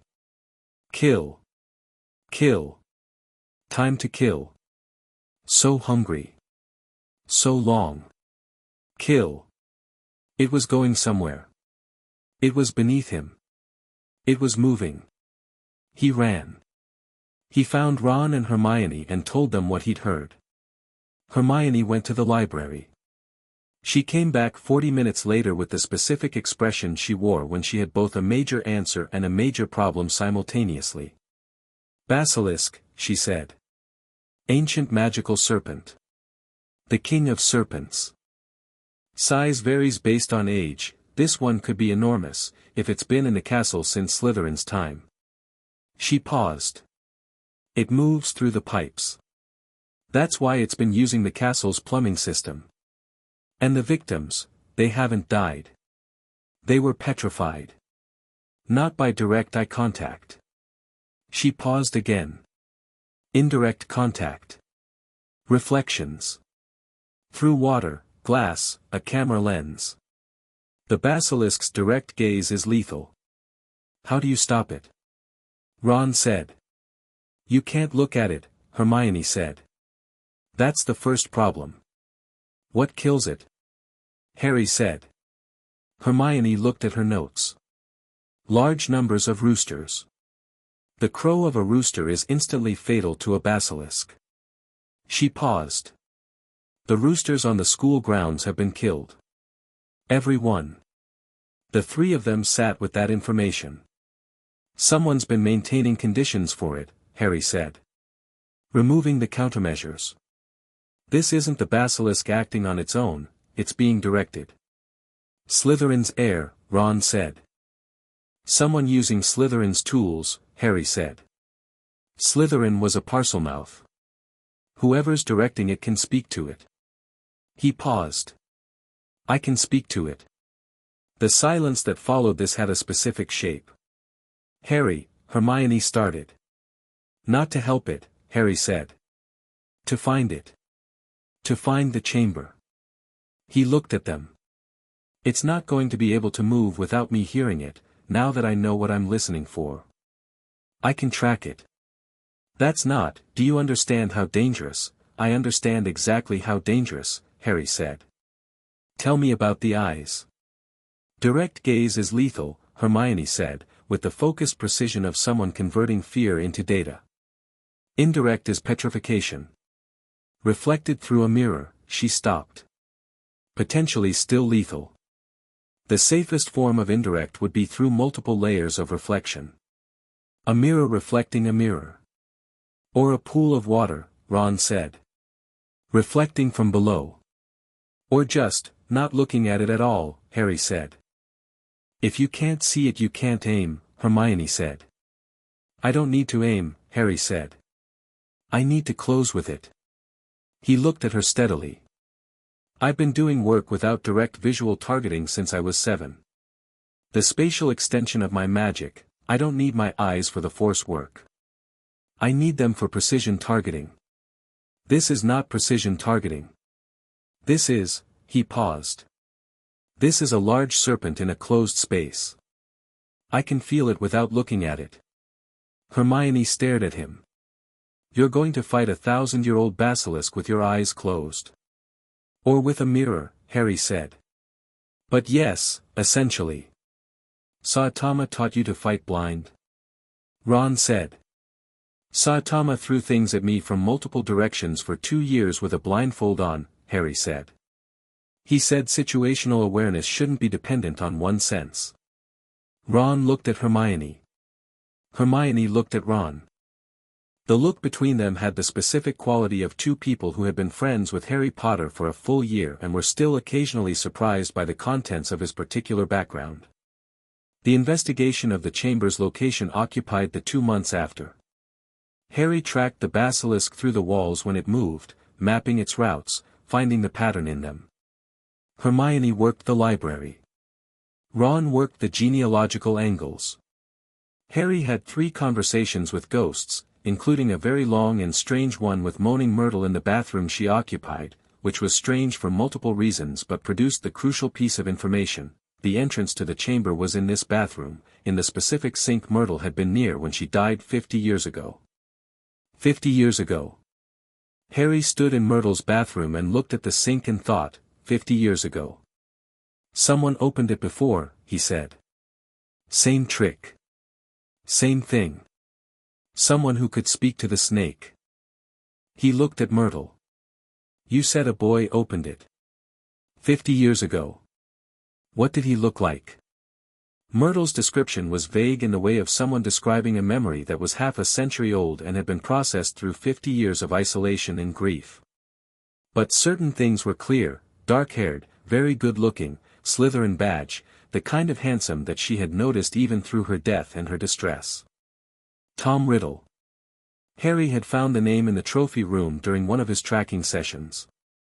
Special Award for Services to the School, 1945. Tom Marvolo Riddle. He'd sat with the trophy for a long time. He'd thought about the green light and the voice without a face and the dreams he'd mostly stopped having, which had returned briefly in September, the specific cold current of them. He'd thought about a teenager 50 years ago and a monster in a pipe and the specific logic of a brilliant, driven, frightened person constructing a weapon and pointing it at the people he was afraid of. He'd thought about what Saitama had said on the roof: fear can push you a long way, but it's not structural. It caves. Tom Riddle's fear had caved, and everything it had built had caved with it, and the wreckage of the caving was a fractured soul and a disembodied presence and a school full of petrified children and a monster in the pipes. He'd felt something that wasn't exactly pity and wasn't exactly recognition and wasn't exactly anger, all three operating simultaneously, and he'd put the trophy back and walked to the library. He found the diary in February. Not found, it was given, in the specific way things were given when someone wanted you to have them. It appeared in Hermione's hospital bag after she was petrified in the library, which was a fact Harry noted in his notebook in column 1 with the specific care he reserved for things that looked like accidents but had the shape of deliberate action. A small black diary. No name on the outside. The pages were dry and old and held, when Harry tested them carefully with magic before touching, the specific quality of an enchanted object that was waiting to be engaged. He didn't write in it immediately. He sat with it for a week, examining it the way he examined all new things, from the outside first, understanding its structure before engaging its contents. He could feel the magic in it.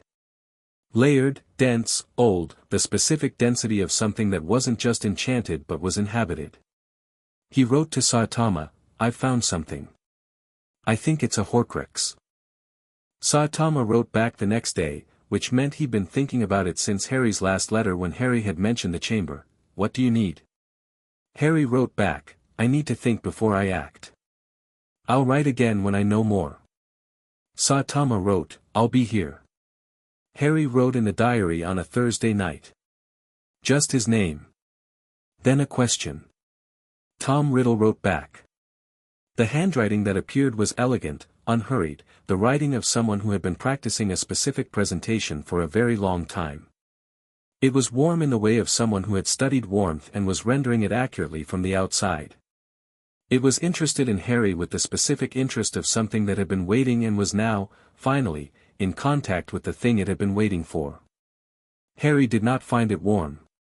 He found it fascinating, in the way of encountering something that was exactly what you expected to encounter and being interested in its precise confirmation of the expectation. He let the conversation develop. He asked questions. He tracked the answers for what they revealed about the architecture of the thing beneath them, the intelligence, the methods, the specific shape of a mind that had been brilliant and driven and had chosen a very particular direction to be brilliant and driven in. Tom Riddle showed Harry a memory.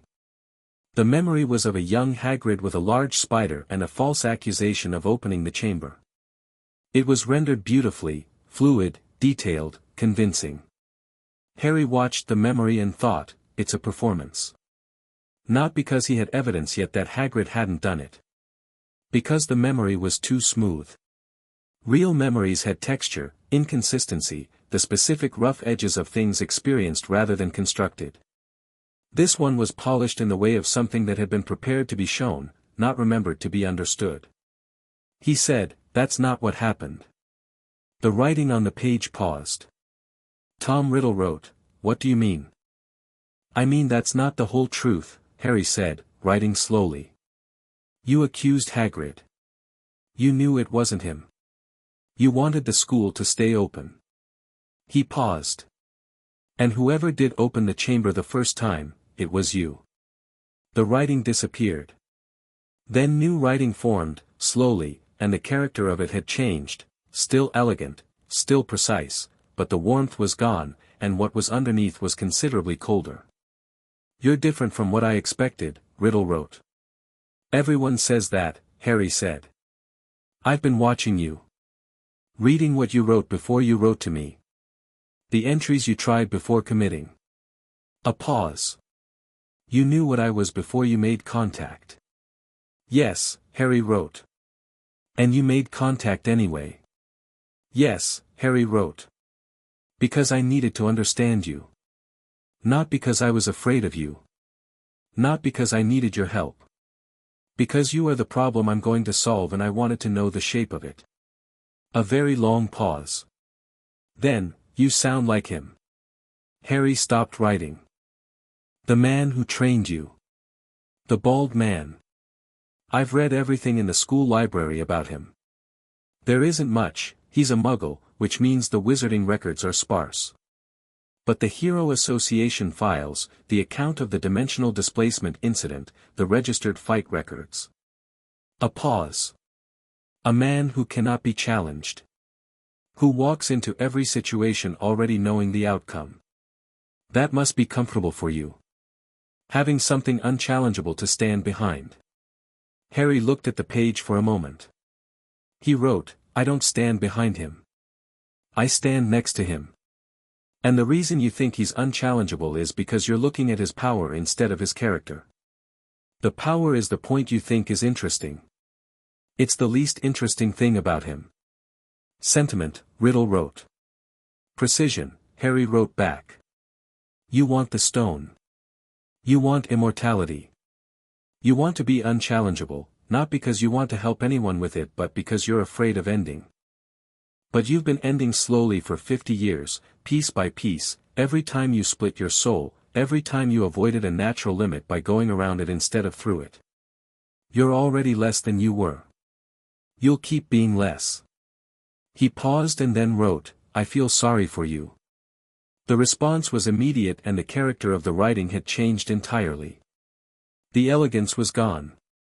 What replaced it was something raw and very old and very, very cold. Give me the diary, it wrote. You are not equipped to understand what you're dealing with. I'm going to destroy it, Harry wrote. Not now, because now I need to find Ginny Weasley. He paused, because this had been the other thing he'd been tracking, Ron's younger sister, first year, the pattern of her behavior since September, the weight loss and the memory gaps and the way she moved through the castle with the particular hollow quality of someone who was spending significant time somewhere else. She's in the chamber. You put her there. And when I've gotten her out, I'm going to come back and deal with the rest of this. You don't know where the chamber is, Riddle wrote. I do, actually, Harry wrote. You don't have a sword, Riddle wrote. You don't have a weapon that can kill a basilisk. I'll find something, Harry wrote. I usually do. He closed the diary. He went to find Ron. Lockhart was their first stop, which was Ron's idea and a good one, not because Lockhart could help but because Lockhart had been claiming expertise in exactly this type of problem for a full year and it was time to find out what his expertise actually consisted of. What it consisted of was, as Harry had suspected, nothing. Lockhart unraveled in about 4 minutes of direct questioning, abandoning first his certainty, then his composure, then his story, until what was left was a scared, mediocre man who had built an entire identity on other people's achievements and was now standing in front of 2 students who were asking him to actually do the thing he'd been claiming he could do for a full year. You're going to help us find the entrance, Harry told him, and then you're going to stay at the top and tell the adults when we go down. Lockhart started. Or, Harry said, I can write a very detailed account of what you just told us and send it to the Daily Prophet. Lockhart helped them find the entrance. They went down.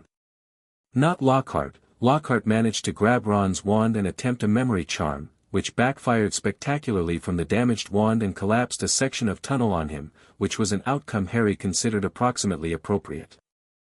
Ron went to dig Lockhart out and send for help. Harry went forward. The chamber was old in the way of places that had been waiting.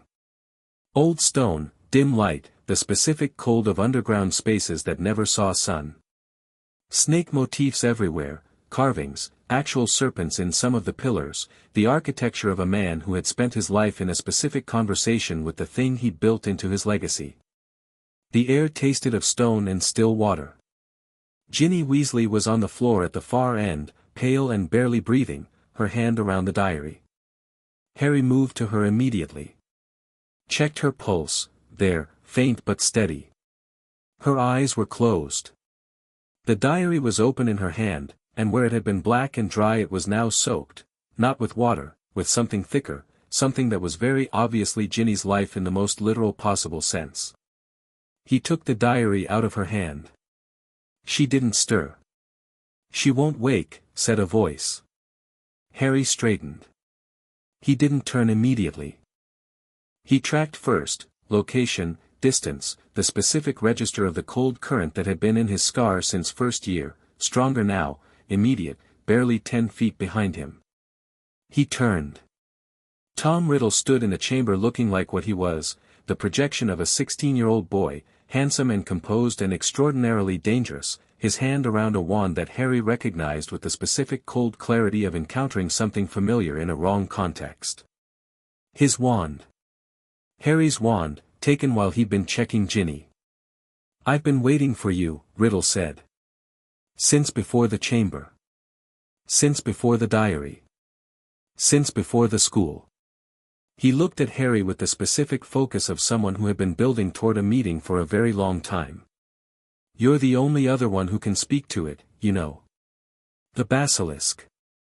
The Sorting Hat put you in Gryffindor, but you're more Slytherin than you know." "No," Harry said. "I know exactly what I am." "You're a Parselmouth," Riddle said. "From the same line I come from. The trace of me you carry, the scar, it's not just a scar. It's a piece of my knowledge, my power, my, part of your soul," Harry said. "Yes. I know." He met Riddle's eyes steadily, the same direct meeting of gaze he brought to all things. "That's why you think I'm like you. Because I carry a piece of you. But I've been carrying it for 11 years and it hasn't changed who I am." He paused. "The piece of you that's been in me, it's been in a bad neighborhood." Riddle looked at him for a moment. Then something shifted in his face, the warmth performance gone entirely now, replaced by the thing beneath it, which was not cruelty exactly but something more fundamental than cruelty, the cold, absolute conviction of someone who had decided so long ago that the world owed him something that the decision had calcified into identity. "Speak to it," Riddle said. "Call the basilisk." "I'm not going to do that," Harry said. "Your wand," Riddle said, and Harry's wand glowed at his side. "Keep it," Harry said. "I don't need it right now." Riddle's eyes narrowed. The sound came from the pipes, the old, moving, deep voice of something enormous in a constrained space, the basilisk hearing its master's call and responding, the chamber filling with the low vibration of a 1,000-year-old serpent on its way to the surface. Harry turned his back on Riddle. He faced the stone archway at the far end of the chamber. He closed his eyes. He listened. The basilisk came through the archway with the specific, overwhelming presence of something that had existed in this space for 1,000 years and regarded it as entirely its own. Harry felt it the way he felt everything he'd learned to feel without sight, through the spatial extension of his magic, through the proprioceptive sense that Saitama had spent 5 years developing in him, through the vibration in the stone floor and the air displacement of something enormous moving at speed. It was enormous. Old. The size of a school bus and then some, moving with the specific fluid efficiency of a body that had never needed to doubt its own motion. Harry didn't move. The basilisk came within striking range. Harry moved. Not toward it, sideways, and under, the same kind of move he'd made 1,000 times in training against things that were faster and larger than him, the specific commitment of a body that had learned that the only way to be under something's guard was to already be there by the time it registered you. He went under the basilisk's first strike with the flat, committed proximity of someone who had decided the safest place in this room. More actions Claude Sonnet 4.